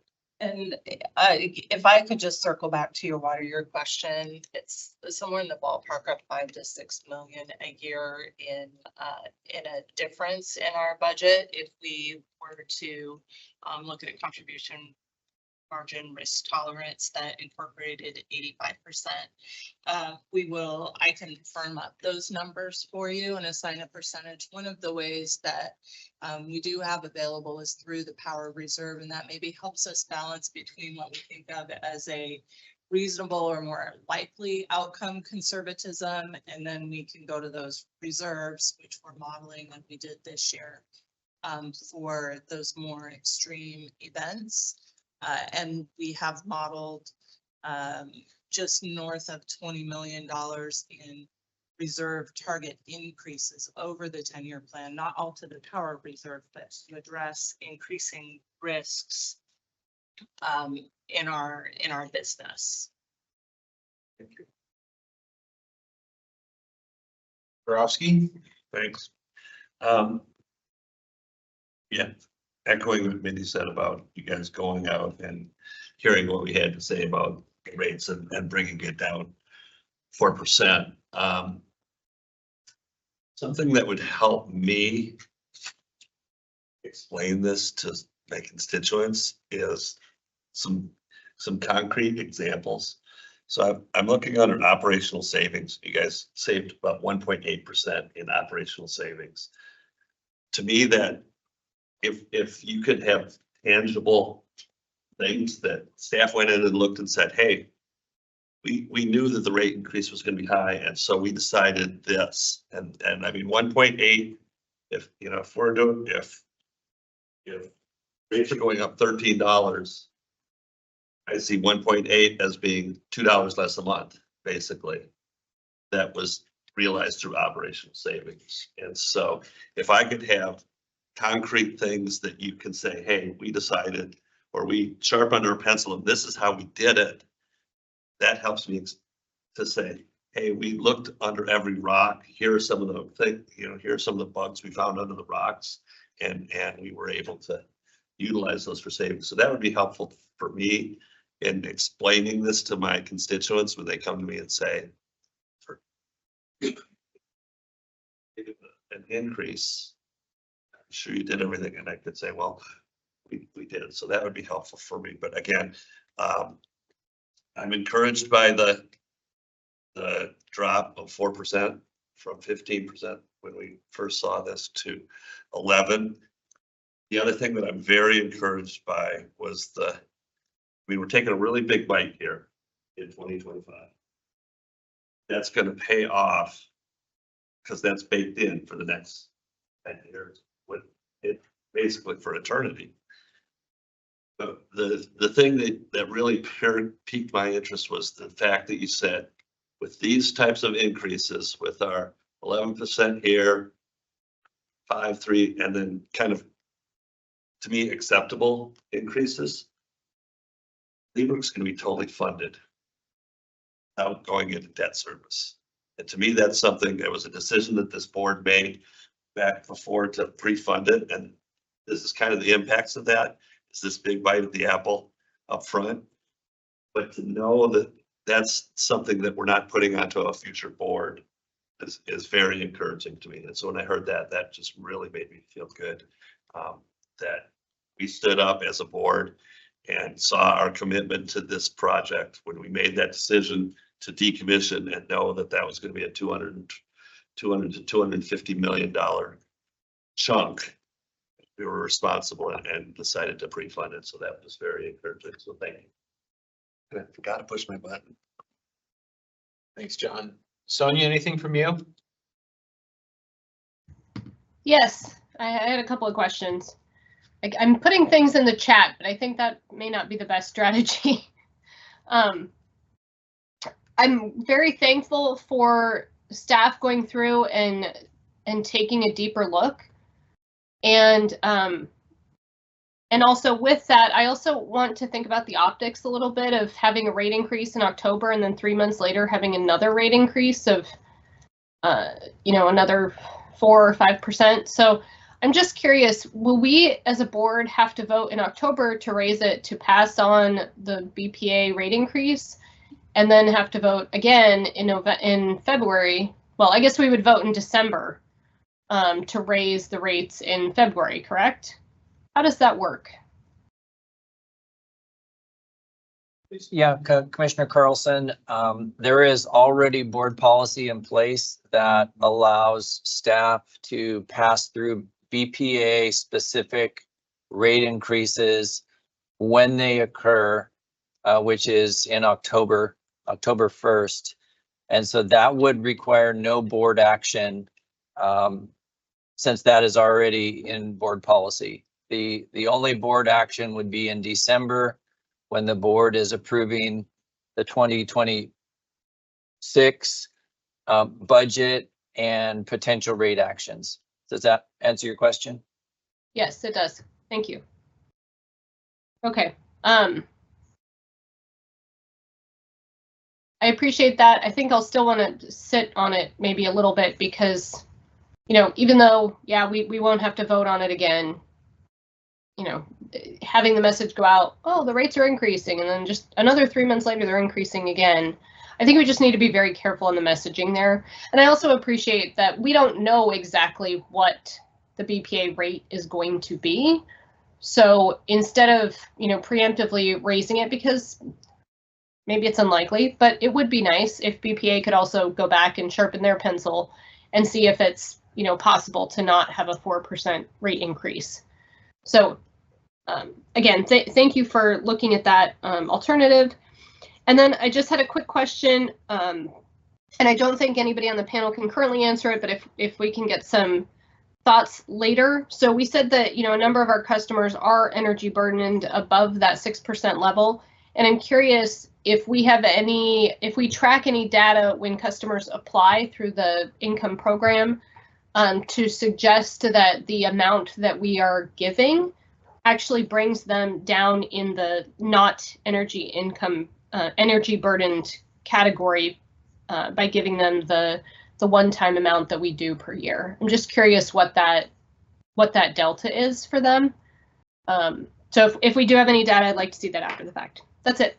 Thank you very much for all of your work on this and great presentation. Sonia, Frank? Yeah, Commissioner Carlson, we'll get you some data on the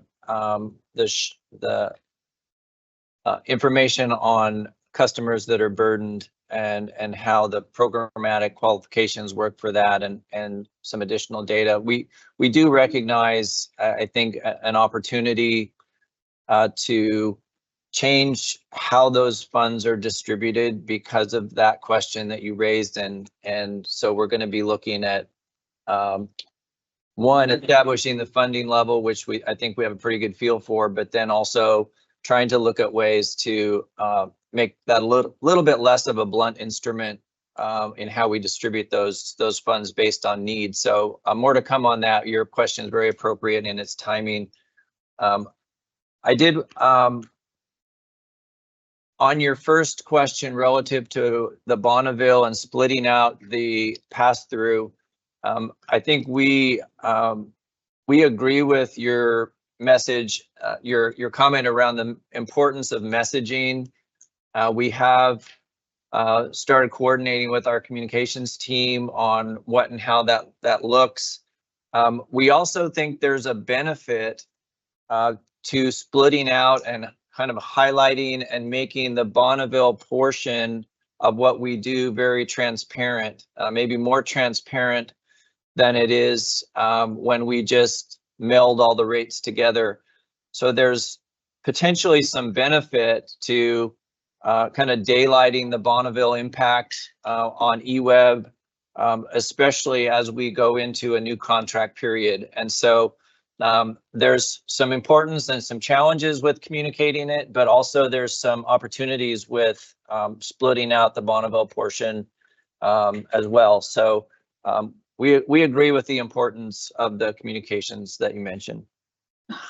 Great points, Frank. I appreciate that staff are already looking at that, and I do agree that splitting that out, now that you've highlighted that benefit, seems like it could be helpful for the community to understand what is in our control and what is more outside of our control. Yeah. I appreciate that staff are already looking at maybe tailoring the limited funding that we do have to, make the most impact where it's needed on the customer cares program. Yes, agreed. And I'll just take a moment to make a couple comments. One, as always, thank you for taking complex financial information and making it digestible. And you sliced this information in a bunch of ways, that are relevant to us. So and I was blown away by your collective ability to do that. So thank you. Aaron, we could go to the second slide that you had that showed just kind of historic interest rates in the sector. And yeah, I'm going to show my ignorance here, but I continue to be baffled by the fact that we had no rate increases for several years in a row on both sides. And this was before I joined the board. So I won't expect to understand it, but it's fascinating to me. And it feels like it didn't do us favors. Where I feel like in part now paying for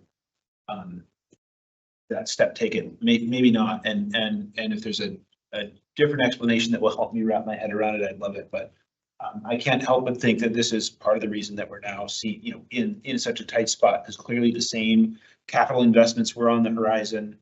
Second source was on the horizon. Anyway, it's fascinating to me. I similarly appreciate the effort to try and push down that next year's rate increase. Yeah, please, Deborah. Well, I just wanted to share, during these time periods when we were able to hold rates, there were a couple of things going on that made that possible. One is that we did have cash reserves, more than we do today, that we were able to make prudent investments in to reduce borrowing, to pay down our PERS obligations. So that is part of the way that we did it. And then in each of those years, as we look at what our revenue requirement is, we were fortunate enough to be able to manage it such that our revenue requirement didn't demand that we raise those rates. Yeah. So that is essentially how we manage those years. Yeah. Yeah. It makes sense that I understand that. That makes sense. Yeah. All right.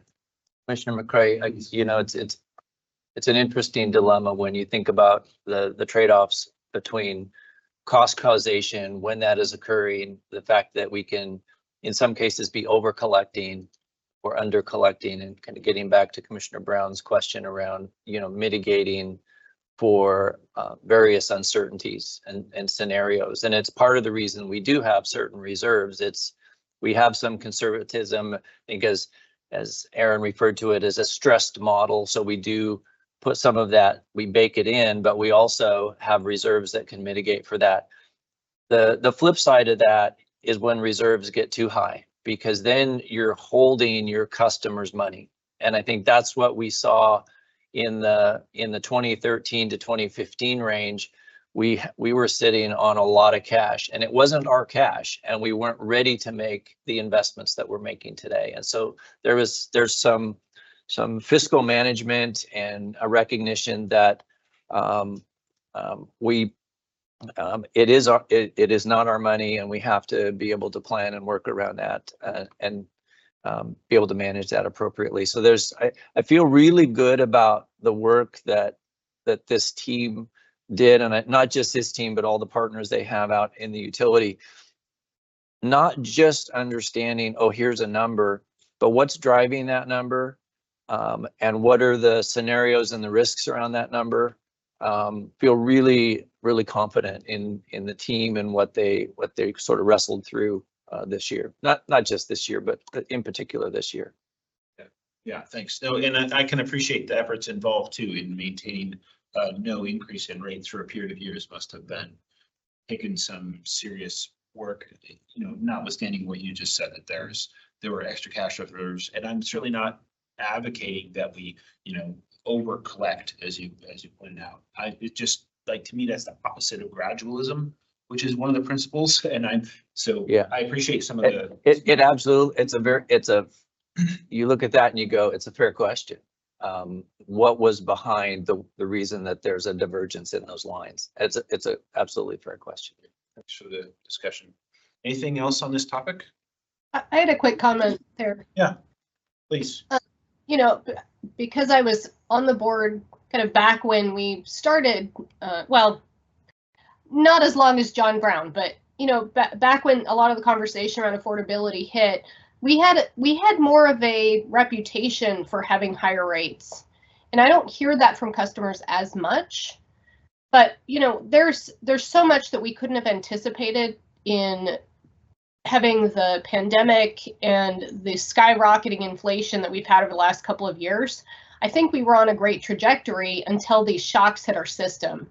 And I appreciate, the concept of, we're going to have shocks to the system. We should plan for that. Maybe we could have built that in, but to the affordability point, I really do think it is critical that we are spending the money that we need when we need it, and we're not taking that money from people who need it to get by month to month. So I appreciate the thought there, and I still stand by what we've done over that time, given the information that we knew at the time. Thanks. Anything else on this? Thank you all. Appreciate the time, and we'll go to a break. Adjournment.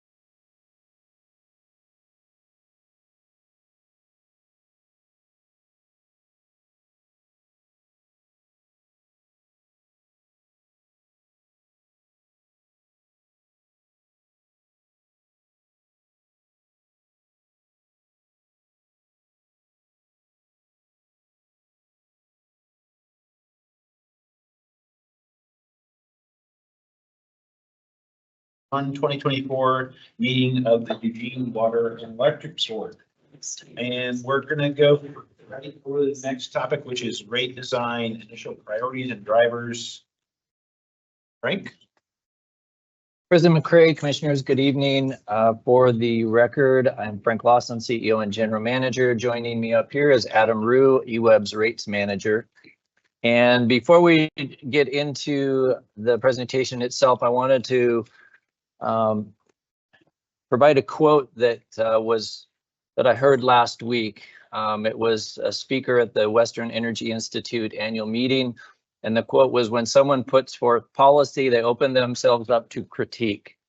And so we'll talk a little bit about policy and a forward-looking aspect of rate design, which quite honestly, we know will bring out various opinions and perspectives from people.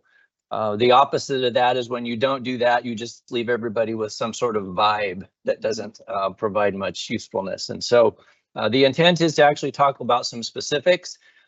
This will be probably the fourth or fifth time we've talked about rate design in general over the last couple of years. And we're going to focus on a couple of things this evening. One of them is rate design and why are we talking about rate design and why are we doing it now? We'll talk a little bit about some of those trade-offs that come when you talk about rate design, approach and processes. We are putting together a plan for how we want to evolve our rates over the next 3 to 5 years. And we want to gather some feedback from commissioners on your thoughts on that and our approach to it. Strategically, we started the plan in the strategic plan we have now in 2018. Commissioner Brown and Carlson were probably most involved in some of those, although this board has reviewed aspects of the strategic plan over the last several years. And the second phase of the strategic plan listed as one of the tools, rate design. And so really dating back, it'll be a number of years, more than 5 years ago, we started talking about rate design and its importance in what we're doing. And specifically, I think what we recognized was the fact that we needed our customers to help us help them. In particular, in the near term on the energy side, in the longer term also on the water side, we're going to see volatility and scarcity with the commodities that we provide. And it's going to show up in pricing, in carbon content, in availability. And in order to solve that problem the most effectively, we are going to have customers or the demand side of that equation participate with us to optimize that. We also recognize consumption matters in that equation, and that consumer behavior is really an effective and efficient way to mitigate some of those challenges. The reality of it is personal economics do drive behavior. And so thus rate design becomes one of the important tools that we have at our disposal because people care about their rates. It affects every single one of our 200,000 customers. And the rate design will eventually inspire and reward for the behavior that is necessary for us to deliver value to our community in the form of economic, environmental, and social value. And so there's the strategic reason behind why we are actually looking at our rates differently, and rate design is highly strategic. It's not that we feel bad about where we are with the rates now, but we feel they're a tool that we're going to need to use going forward to help continue the delivery of our products and services. In fact, if you look at the mission was crafted around inspiring customer owners to invest and rely on us. And the investment really is participation in our programs and our services and helping us help them. So rate design fits. I think it's really appropriate that this discussion follows a meeting where we're talking about financial planning, we're talking about budgeting. Eventually that leads to analyzing our costs and what is causing those costs. Adam has a really fancy model around cost of service analysis and how you break up those costs into different bits and pieces. And then rate design is really the method of which we recover those costs. And so there are different ways that you can look at how you want to recover those costs and how you want to set the priorities for which you recover those costs. And while these are not in particular mutually exclusive, there are tensions between different priorities and different aspects of rate design. And those sort of three are categorized as really cost alignment, behavioral, and then social community priorities. The extremes of which, when you think about looking at them, so if you're absolutely cost aligned, you're going to really be looking at how you divide up very particular costs. This happens to be more cost associated with costs now, not in the future. Whereas a behavioral model would start to recognize the fact that, again, if behavior is influenced by personal economics and you wanted someone to consume a product in a certain way, you would start to drive your prices to guide them or inspire them in that particular way. And so there is some difference between cost alignment and behavioral costs, at least in the near term. The intent of behavioral cost priority drivers is that you will reward people for doing things that helps the organization, helps the community, economically, socially, environmentally. There's also, we recognize social community priorities. Those come into play in the sense that a utility bill is a touch point for most of our community, if not all of our community. And there are certain pressures to use that touch point to fulfill broader community priorities. And that can create some tensions between true actual costs and or future behavioral priorities or areas of interest from an organization. So kind of where EWEB is sort of estimated to be now, we tend to have a cost orientation. When you hear about COSA analysis, cost of service, and we're really looking at what are the main drivers of our costs. There's fixed and variable components. There's demand charges, which tend to do with the size and the capacity of the infrastructure. There's also potential levels of service. These are things that, for example, there's water pumping charges on the water side. That's because the cost of service to get the water up to higher elevations is higher. And so we as an organization have tended to be oriented, not exclusively. You do see some social components in there, some behavioral components in there. And so, but we have tended to be aligned, it doesn't go all the way to the top. We're not absolutely aligned with cost, but we tend to have been historically in more of a priority around cost alignment. If we look at the behavioral opportunities associated with our strategic plan and recognizing that volatility, scarcity, really the appropriate and efficient use of the commodity is going to be more important going forward, you have to start to pull in a behavioral piece to that that is driving the future of cost alignment toward the benefit of the individual consuming and also toward the community at large. And so we see the future position and priority migrating some from a true cost alignment to looking at some of the things that would be associated with behavioral intended pricing. Some of that includes time of use, for example. I think the commissioners are very familiar with the fact that the time of which you consume energy has a big influence on the cost of that commodity at the time, peak versus off peak, for example, summer versus winter, for example, different 6 o'clock in the evening versus midnight, And also the carbon content of that energy varies significantly depending on what resources you are procuring to fulfill that.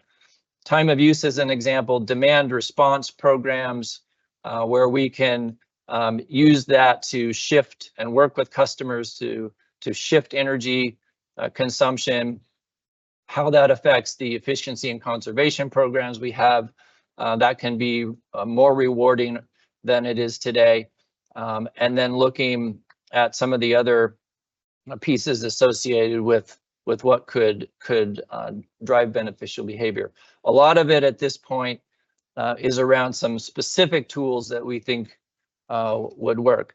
I will note that I asked Commissioner sort of informally for where you saw your priorities falling, and so without getting too specific, the triangle in the upper right-hand corner, you don't have to necessarily look at the exact numbers there, but if you look at the general shape, it is very familiar with the strategic direction of which the organization is headed. So the general shape up in the upper right corner was, I think, good news for me in the sense that it's pretty close to the blue triangle that we identified strategically a number of years ago, and why actually we're talking about rate design now. So I didn't see a big student body left from the commissioners that we're going to want to go somewhere else. Staff has been working on a rate design plan that has a number of different process components to it, and I won't go through all of these other than to mention the importance of recognizing that there's different phases to rate design that's going to require quite a bit of homework, quite a bit of research, investigation, analysis, some modeling. There's some initial analysis and data that we need to gather relative to sort of consumer behavior, where our system is, where our costs fall today. We might want to start some migrations. We have to understand consumption patterns probably in more detail than we do today. Again, one of the other tools that we've talked about, which we now have at our disposal from a technology perspective, of course, is smart meters and the ability to look at consumption patterns in more detail. We have to back that up with the data and the analytics of it. Then kind of leveraging that into looking at different pricing models and their overall impact in really two very specific areas. One is the participant themselves, and how can we actually reward someone for beneficial behavior? And then at some point, does that create a benefit that is also shared with the community at some level? And so really the intent there is that some people will have more flexibility, some organizations and businesses have more flexibility. They might not be able to participate in one level, but there should be some shared benefit across all customers at some point. And then finally getting into the very specifics of the rates and the programs that eventually support a new rate structure, whether and I'll get into kind of a few more specifics there. Kind of what's next is a few of these things are in flight. There's the plan that we're looking along with really kind of a rate design directional statement. I know rate design is something that if you probably ask around, there's lots of people with lots of opinions about it. We want to come up with the direction that the board is comfortable with as far as kind of capturing the priorities of the rate design, kind of using that trilemma diagram as kind of how we see the priorities can be differentiated. We're in process of looking at what's was termed a demand side potential assessment. That's looking at the ability on the demand side for conservation, as well as what's the total capacity and capability of our community relative to energy efficiency and conservation, but also relative to demand response potential. And then getting into more consumption metrics. So these are really 2024 and 2025 items continued and probably quite a bit of customer engagement. I call this community table 2 or part 2, as the movie would have said. The community table approach that we're using with the energy resources planning is really a phenomenal idea, a way to really use a focus group to get some opinions from across the community. And then looking at some of our first sort of pricing products in 2020, late 2025 for some implementation in 2026. And some of those will be initially maybe some realignment between fixed and variable costs, some potential looking at a residential demand charge, for example, and not sure if we'll be ready for time of use in that time frame, but closely thereafter. And so kind of just a few conclusions. The reason rate design is important and why we're looking at that. Economics will inspire the behavior of things necessary to deliver value. Our rate design efforts are going to be really focused on rewarding for utility specific consumption. We're really not looking at rates to solve broader community priorities. We're looking at this as a utility specific issue. We do think that that behavior needs to look into the future as far as projecting costs, not just today, and that we have some key tools to use. And I should say, clarifying that other than through the benefits realized by certain forms of consumption, we won't be using it for the broader effort, but it's really around the delivery of our products and services and making sure that those are equitable and they're done in a way that benefits the community very specifically.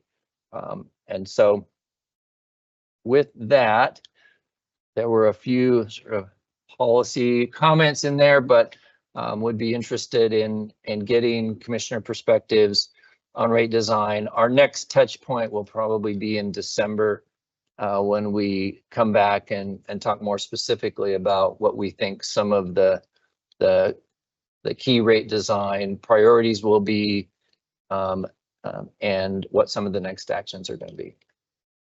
President McCray? Great. And by the way, I didn't do this, but this is Adam's COSA diagram, just to remind you. So, so where all those costs go. Anyway. So we're supposed to ask a question about the COSA so that we can get Adam to. Yeah, exactly. That's why it's in the reference section. Is that what I'm hearing? All right. Great. Questions, comments? Sonia, do you have anything? Sorry, I'm in the open. Not anything real specific. I mean, I think that the the direction that we're going seems in alignment with what the board is looking for. And I look forward to more comments there. Although I was starting to look at Adam's diagram, so if you did flash it back up there, I would appreciate it. Thanks.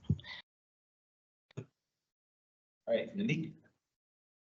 Yeah, I'm really glad to see us going in this direction because I think that behaviorally we can get the things that we want to get. And then just with a caveat about economics will inspire the behavior necessary. I think in general that's true, but I also think for a certain segment of our community that kind of the values behind the behavioral changes that we're asking for, I think is another thing that will inspire people. So people who have maybe a stronger conservation ethic or environmental ethic or yeah, I think that it allows them a way to not only save money, but also kind of make the changes that that segment of the community is asking for, or that we as a utility are trying to accomplish. I think it's not just economics. Well, for everyone it's economics, but for other people, I think that it's values. So I'm really pleased. Thank you. My microphone. Yeah, I think that this is going to be an interesting conversation over the next few years, it looks like. I guess a couple of the comments that I would say is, I would hope that we'll look out to, I mean, obviously, we're not inventing the wheel here. There's communities, there's utilities everywhere that are looking at these types of models. So I would hope we would look at best practices and find out what are the levers that are actually turning the wheel in the direction that we want, rather than, and being able to present when we go out and ask for feedback from the community, say, hey, this is what we've seen in this market or this market. And obviously different economic markets will play into that, but again, tap into what is out there in the market already, so that we might be able to even accelerate this faster than 3 to 4 years. I did have a question on the slide that you put up for what's next. On December 2024, you mentioned a record of decision. Can you talk to me more about what that might mean? I mean, we've had a couple of records of decision since I've been on the board, and they were warranted in those instances, but I'm seeing here a record of decision with a 5-year plan on it. And I would definitely need to have more information on that before I would just hand over the reins of the buggy to the general manager without having the input. So it's a buggy, Frank. It's a very dynamic buggy at the moment. So record of decision, Commissioner Borofsky, might not be the right term in this case.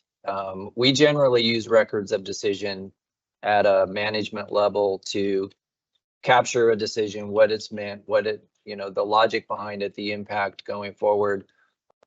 Really, it's for the record. In this case, it's more of an agreement with the board around, hey, this is the direction that we're going. This is what we're doing rate design, and this is why we're doing it. This is its purpose, this is priority. So it's a little bit, maybe record of direction. I don't know. It's a little bit different. You're not handing the reins over to the general manager. It's more of a directional document at that point. Okay, and I'm comfortable with that, saying go down this direction. Yeah. In the past, records of decision has basically taken away our, we said, okay, we trust you, go and take it. And on a topic like this, with the knowledge that we're in, we're just in the beginning stages of it, it would have to be a lot more clear for me to give you the reins to the buggy.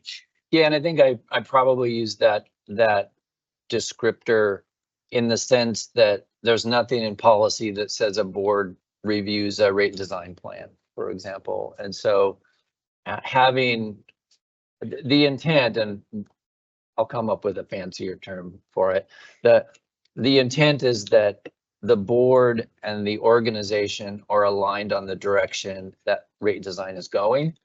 And that can be, the logic and the direction can be captured. That's the intent.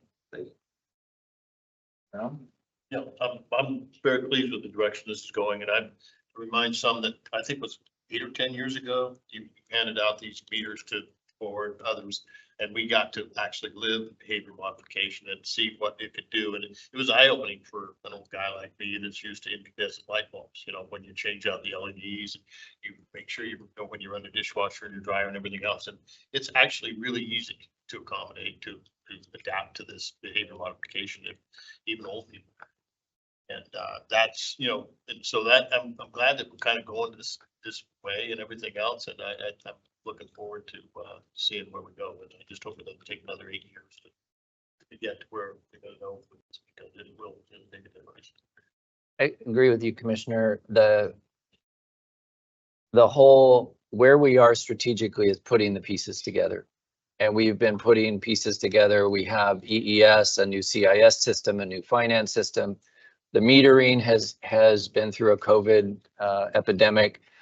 Rate design is a piece of that puzzle. And therefore, it's important strategically. I also recognize Commissioner Schlossberg's perspective, which is there is community value here that we have to recognize. We have to keep in mind some of the other policies that we've agreed to around equity, for example. And so there are other components and policy components that we have to include in this. And blending those together, I think it is going to be a challenge. There's going to be tensions, but that's why we want to try to capture the purpose of why we're doing rate design and the overall intent of it. And what we did learn from your study as well is that initially there's this peak of interest in the fact that you can go out and change a light bulb and see some results. After a while, though, you get bored with that. And there's this chasm that's created to where there is no longer an incentive to do it unless that incentive can be sort of recaptured and rekindled, and value can be placed on it. And absolutely, to Commissioner Borofsky, to your point, our intent is to go out and learn what the world is doing, what's working and what isn't. What's a good participation level? What's a mediocre participation level? You know, how impactful can some of these programs be? We also know that in this area, we're not going to be just in the box thinking. We're going to be looking at other areas to explore that maybe are a little bit on the, I don't want to say bleeding edge, but maybe the leading edge of that. So absolutely agreed. I thought that was in here somewhere that I had put. We're going to do some comparisons. I just have one question. If you go to the last slide, not quite to Adam's slide, sorry, Adam. This one? Yeah, that's that one, thanks. At the very bottom, it says, other than through beneficial consumptive behavior, electricity and drinking water rate design will not be used to advance broader social priorities. And I agree, I think we're all want to be focused on the utility and what the utility can do about consumption of water and electricity. But I'm curious where you see that boundary, like what, as that goes up, what are the things that are kind of off the table to try and influence through our rates? Well, one of the requests that we've got, and I don't particularly think it aligns with what we're trying to do with rate design, is this notion that different customers should pay different rates based on their own characteristics. And I'll just throw income in as an example, that in some of the proposals have had income-based rates. And I don't feel like that's the proper use of rate design in the strategic direction that we're going. That doesn't mean that we're not going to look seriously and continue to evolve our assistance to help in what was mentioned earlier. We recognize, and I think our program recognizes, that our commodities are more of a burden to some in our society than others, and we want to make sure that we're doing what we can to help unburden those. But I don't personally believe that that happens in rates. And so that would be an example, because you could also look at it and say a different approach was, well, we're going to use rates to inspire small businesses. So small businesses pay a small business rate and other people's pay a business rate. So that's what I meant by looking at broader community issues, as opposed to, we want to use this to optimize the efficiency of the delivery of our commodities to the point where we recognize drinking water and electricity do impact the society. That's where our focus is going to be, not straying from that. Great, thank you for clarifying. Other questions, comments? And that's where we'll get some public input in the future. Cool question. All right, we'll go on to our next topic. Thank you. The next one is that annual dam safety program update. It's DAM, by the way. Dam safety. Just to clarify. Safety program. Follow that. No hand on the end. Thanks. Hey, you wrote it this way. Could be the safety of dams program update. I did. It's, yeah. Water conveyance. Water impoundment program. Yeah, fancy words.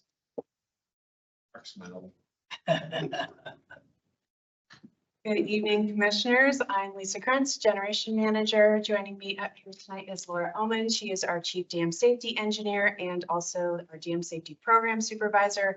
And to my left, we have Mark Stinneker. He's our Generation Engineering Supervisor. We are here to provide our annual update on our Owner's Dam Safety Program. Tonight, we're going to talk about the program in general, the issues we're facing and our approach to resolving those issues, a bit about emergency management and continued challenges. So for background, the Federal Energy Regulatory Commission, or FERC, requires that owners of dams with a high or significant hazard potential have a robust and focused dam safety program. The purpose of a dam safety program is to protect life, property, and the environment by assuring that all dams are constructed, operated, and maintained as safely and effectively as is reasonably possible. As you're aware, the Carmen Smith and Lieberg-Walterville projects up the Mackenzie River are classified either in their entirety or in part as high hazard by FERC, and therefore an owner's dam safety program is a requirement. There are several components to the program, as shown on the graphic on the right. These include having an overarching dam safety policy, which we do have a board policy that the board approved, defined responsibilities, required training, reporting, record keeping, et cetera, and then of course, continuous improvement.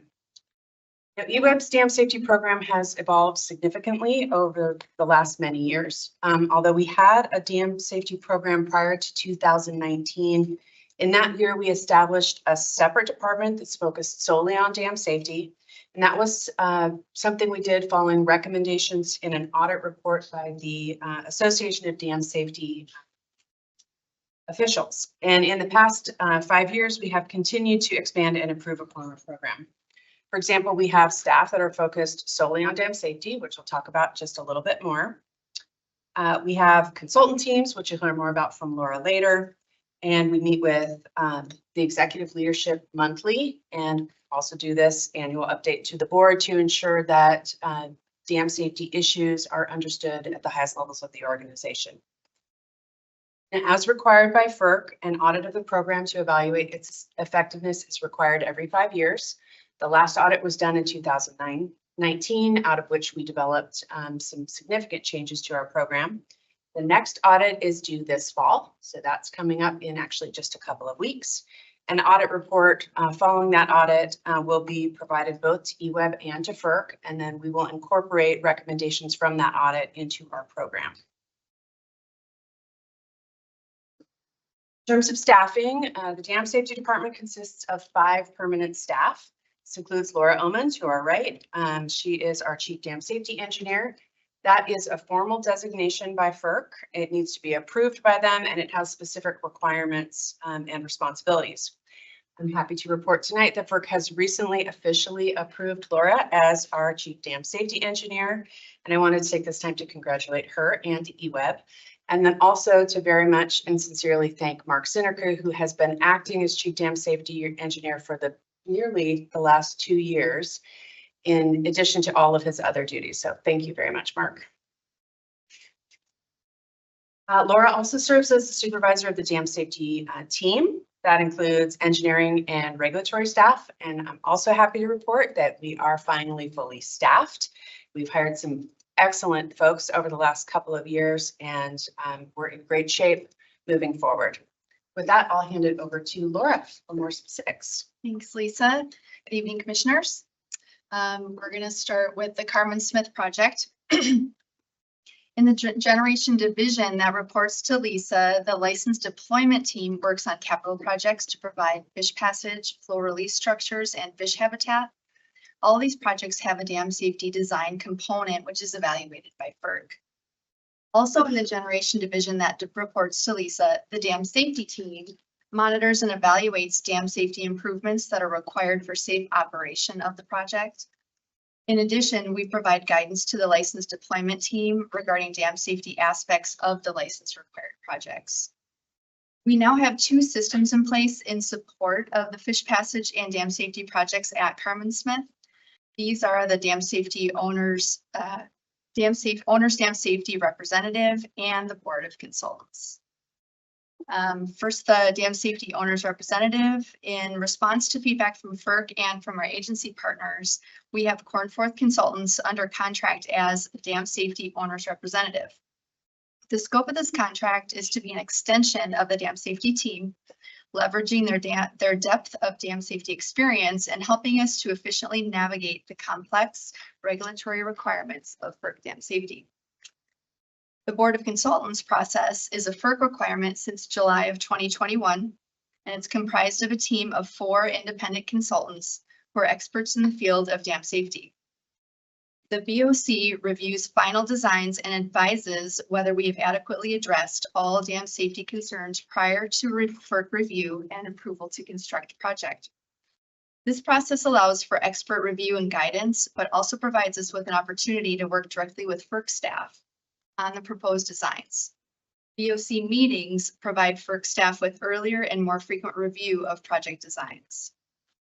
The combination of the dam safety owners rep and the Board of Consultants is intended to expedite design and construction of the Carmen Smith license required fish passage and habitat enhancement projects, while efficiently navigating the dam safety regulatory requirements and objectives.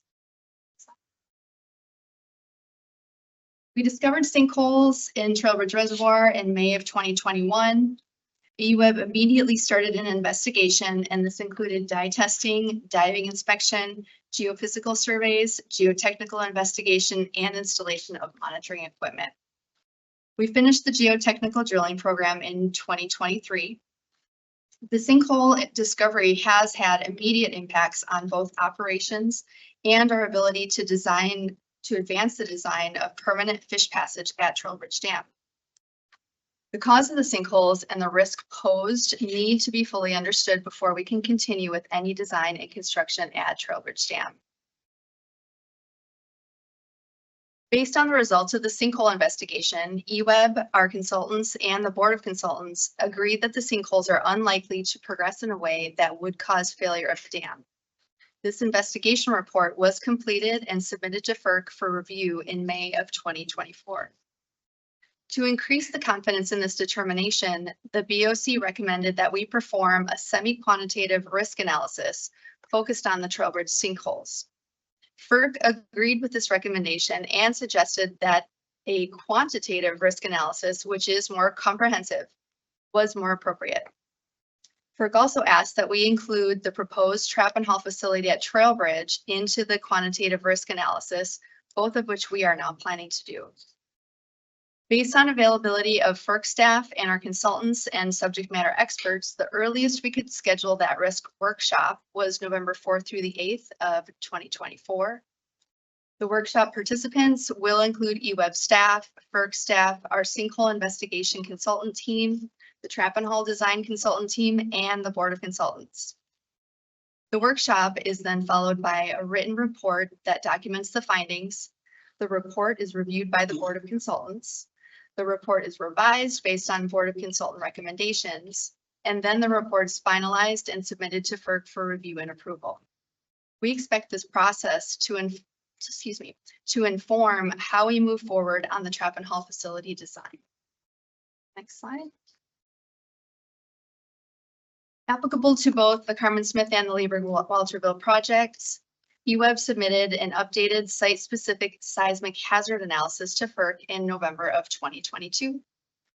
A seismic hazard analysis, or SHA, is an evaluation of the likelihood and intensity of earthquake-induced ground motions. It helps to estimate the potential risk posed by earthquakes to infrastructure and therefore to human life. This information is applicable to existing structures at both Carmen Smith and Lieberg-Walterville projects, and also needs to be applied to the license required infrastructure designs at the Carmen Smith project. We received FERC approval with comments in July of 2024, and this allows us to move forward on several projects. At Carmen Smith, we can now restart several FERC license required project designs. And at Walterville, we will work with our consultant to finish the stability analysis of Walterville canal sections, and this includes the forebay.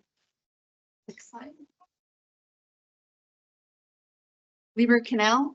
The Lieber Canal has been shut down for power generation since 2018. The Lieber Decommissioning Action Plan, or LDAP, is managed by the generation engineering staff. The LDAP includes near-term risk reduction measures related to dam safety. The Lieber Canal still serves as tributary and stormwater conveyance, specifically Cogswell and Johnson Creek. Flows into the canal from these tributaries can dramatically increase during wet weather periods. In January of this year, EWEB removed the turbine from one of the Lieber power generating units, allowing for passage up to 1,000 CFS through the Lieber powerhouse. This has greatly increased the discharge capacity from the Lieber Canal forebay and is an important tool to help manage wet weather flows in the canal. The Walterville forebay has areas of known seepage, which the dam safety team and operations staff have been closely monitoring for a long time. We monitor with the seepage weir that has real-time monitoring and alarming. On February 27th of this year, the seepage weir experienced a dramatic increase in seepage, and the alarm system notified operations staff of the increase. Operations staff were on site within minutes and inspected the weir to verify the increase in the seepage. It became necessary to dewater the canal, and at FERC's direction, it has remained dewatered. Since then, we have been working with the consultant to determine a viable repair concept for the forebay. The repair goal is to decrease seepage and allow us to continue to operate the project through the license term, which is the year 2040. FERC inspections. FERC inspects our hydroelectric projects annually. And this year we completed the annual inspection at Carmen Smith in July and Lieber Walterville in September. And no outstanding results there. And next slide. We have 2 FERC required projects due this year that help the public and also our local emergency managers to prepare for dam safety emergency. Next slide. The first project is a dam safety public outreach brochure. Every 5 years, EWEB is required to provide a public outreach brochure to property owners adjacent to our hydroelectric projects and those who live in the inundation zone of our projects. The content of the brochure includes situational awareness for living next to canals and dams, activities that can jeopardize safe operation of the canals, and dam safety emergency planning. And the brochure will be mailed to residents this fall. Next slide. The second project is the Emergency Action Plan Functional Exercise. EWEB has an emergency action plan which details procedures for the case of a dam safety emergency. We update this annually and review with our local emergency managers annually, such as the city, county, and upriver fire departments. This year, we'll be doing a functional exercise. This is also a 5-year FERC requirement where we test the functionality of our emergency action plan by simulating an emergency and walking through how we would react to it. The exercise is scheduled for this fall, and we anticipate participation from our local emergency managers, such as the county and the Upper McKenzie Fire District. Slide. Back to you, Lisa. Great, last slide. And unfortunately, this is the exact same challenges slide I had in last year's update. Although we have made a lot of improvements and have put a lot of effort into the dam safety program, and in particular in recruiting and hiring staff, which we've been very successful at. Despite that, we do still face some challenges. As you've all heard many times from us, and you heard it earlier today from other folks, the regulatory environment continues to change. And with respect to dam safety, the industry keeps learning more about seismic hazards and other dam safety vulnerabilities. By way of an example, you probably have heard over the last few months nationwide, there have been a couple of catastrophic dam failures associated with severe flooding. So all of that means that requirements are getting stricter, which adds both time and effort to accomplishing projects. Now, in terms of resourcing, the dam safety professional community is really small, and frankly, there are just too much work to do and not enough people to do it. FERC and other organizations, including consultant teams, continue to have pretty significant staffing shortages. We're really fortunate in that we now have a fully staffed team. But again, the dam safety profession is a relatively niche field, and there is a learning curve associated with moving into that profession. The increase in dam safety issues and scrutiny also creates financial demands, as you heard a lot of generation talk through budget discussions this evening. Everything costs more as complexity increases. And then we also have schedule urgencies related to license requirements at Carmen Smith that are currently hindered by our dam safety issues. And then underlying all of this is aging infrastructure. There was a hydro boom in the 60s, and some of our projects over in Walterville are significantly older than that. And stuff's just getting old, needs to be replaced and upgraded. With that, that's the end of the formal presentation. We'll move to questions. Thank you. Questions? Brown? Thank you very much. Very informative, and congratulations on your acknowledgement from FERC. I'm glad they can do something like that. This question, I'm just kind of in, if you want to answer this question on the side, that's fine, but the Trail Bridge Reservoir sinkholes and investigation talks about schedule the workshop scheduled and following workshop and reviewed by us, submit the develop a sinkhole plan and determine the proposed trap and fall facility can move forward as defined. Does that mean the ladder's off the table, or we still have the option of doing trap and haul, or do you want to? I mean, because I know there's questions about. Yeah, I'll this. If you don't want to answer it, that's. I'll answer it at a really high level. Trap and haul is still the requirement of our FERC license, and we are continuing to move forward with doing what we can do for the trap and haul. You know, we still have the outstanding requests from agencies and others to do something different. I just was thinking about budget and the economics of it, and whether or not we continue to go down trap and haul, spend money on that pursuit. Is that conversation? Yeah, I mean, that's something we will need to consider. But we have been working towards a trap and haul for many, many years.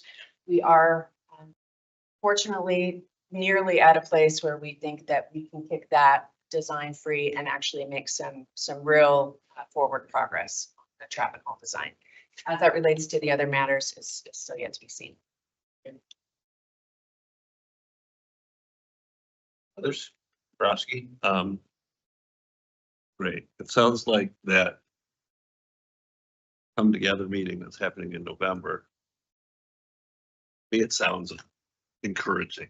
It sounds like one half of FERC is kind of talking to the other half, hopefully now, dam safety and the design and outreach. That hopefully they realize our situation, solve it, have the BOH say, yep, go ahead, move forward, send it off to FERC, and then we can move on forward. And that's kind of what I heard from your.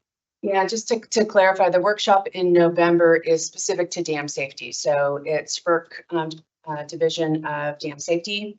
And then in addition to that, our board of consultants are consulting engineers and EWEB.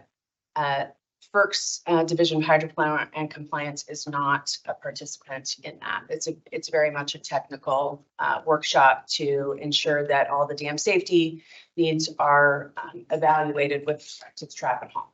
Right, and that's what I'm saying. It would be a sign off that yes, the problems you're having with the sinkhole can be remediated and you can move forward with the design. Just what you're going to get out of that, correct? That's what we're hoping. Okay, and that's good. That's what I'm. And then also just to clarify, FERC D2SI dam safety will still need to approve it after that. Yeah. We'll get an indication at the workshop, but we won't get a formal. No, yeah, you put it all together. She writes it up and sends it to FERC after all the, and that's encouraging. As far as the 5-year audit report, is that something we see? We certainly can share it with you. I don't know if I wasn't generation manager at the time we did the 2019 audit, but we certainly can provide it. It might be, I'm not certain, it might be classified as CEII information, which mean that it would go to the board under a separate cover and not be public, but maybe Mark or Laura can speak to that. Just referring to the last audit, we did have a special session to go through. I actually can't remember if that was the public or if it had to be for CEI reasons. Separate. Yep. I don't know what about the rest of the board, and maybe that could be in a one-on-one or something like that, but that would be something that I'd be interested in. Sonia, anything from you? No, thank you. All right, thanks. Yeah, thank you for the presentation. Appreciate it. Congratulations. All right. Easy crowd tonight. No. They're saving it up for the 2-on-1s. All right, so the next item is future board agendas. President McCray and commissioners, just a couple of upcoming notes. We do have a work session in a couple of weeks. Couple of very specific topics. Just a reminder, we've also pushed out the November meeting by a week since it fell on election night.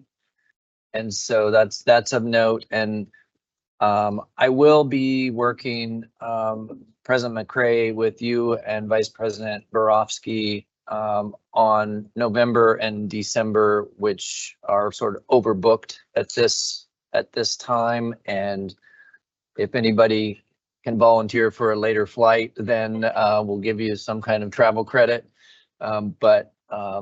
Yeah, we're going to have to look at those agendas and see what things we might need to be flexible on. I did want to get commissioners' take on the correspondence discussion tonight. We do a lot of things that are recurring, and if providing information through correspondence and then making sure we allocate time for those discussions, is that an effective use of time as opposed to taking agenda time when we could be diving into deeper issues? Was that productive, I guess is what I'm asking. Okay. So that's an option we can explore, but we'll have to roll up our sleeves a little bit and take a look at November and December. But other than that, I don't have too many specific comments. Okay. Any questions or comments from commissioners on the agenda? But Mike, for the record, I'm not going to be here for the work session unless there's a hurricane someplace. Otherwise, I'm going to try and do it remotely, but I still know about the logistics. And then the December meeting, I'm making an annual. Not to be here, just to be someplace else. And so I'll be doing that remote. You can do everything you need to attend the work session remotely if you can. Yeah, I mean, I'll have this with me, but and I'll have internet, but it's just a matter of that weather for that. Pretty easily. Yeah. So then I can just follow up if I need to. Yeah, I was going to suggest, Commissioner McCray, it will be recorded, and so we'll have the recording, and then potentially we can follow up with Commissioner Brown after the fact and see if there's any additional comments. What we all lose out is your active participation in the process. So we will all feel sad about that. That is a loss. Sure. Yeah, virtually. All right, thank you. All right. I had a quick comment. Yes, please go ahead, Sonia. I noticed on the December agenda, there was a kind of an update on DEI, and just I've been hearing and seeing other reports from large government entities and such that are now using DEIB.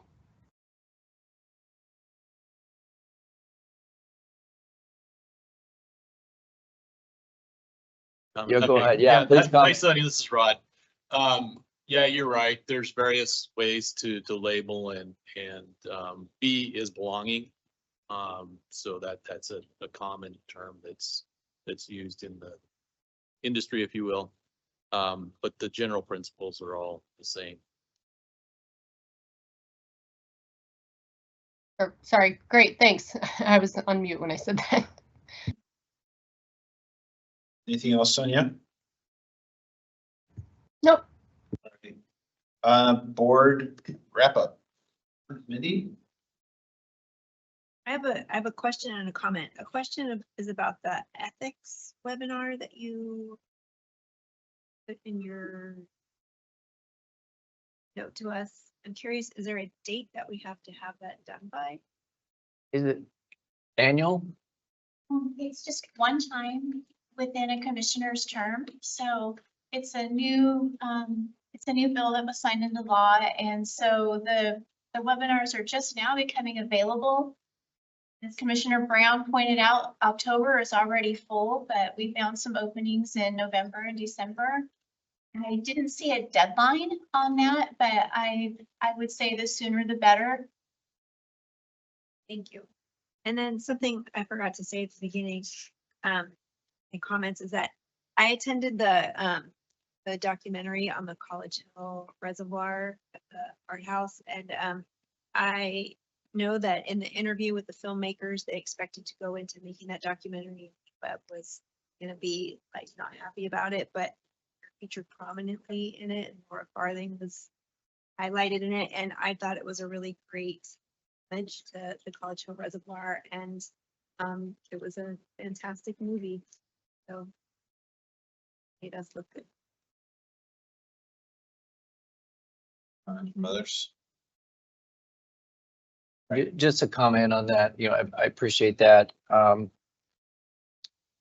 think the filmmakers went into this thinking we were going to be protective and resistive and defensive.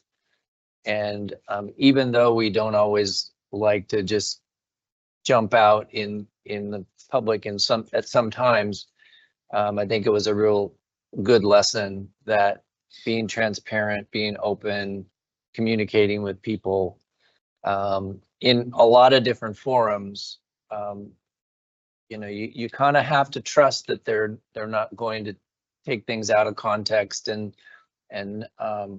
portray them in a certain way. But I have to commend staff and Laura and others who participated in that. One of our, was the other one, Karen, that was in the film? Do you remember? One of our pump and reservoir checks. Yeah. Yeah. So they were great. And so thanks for the comment. All right, is there anything else? All night, being adjourned. Good night. Thanks, everyone.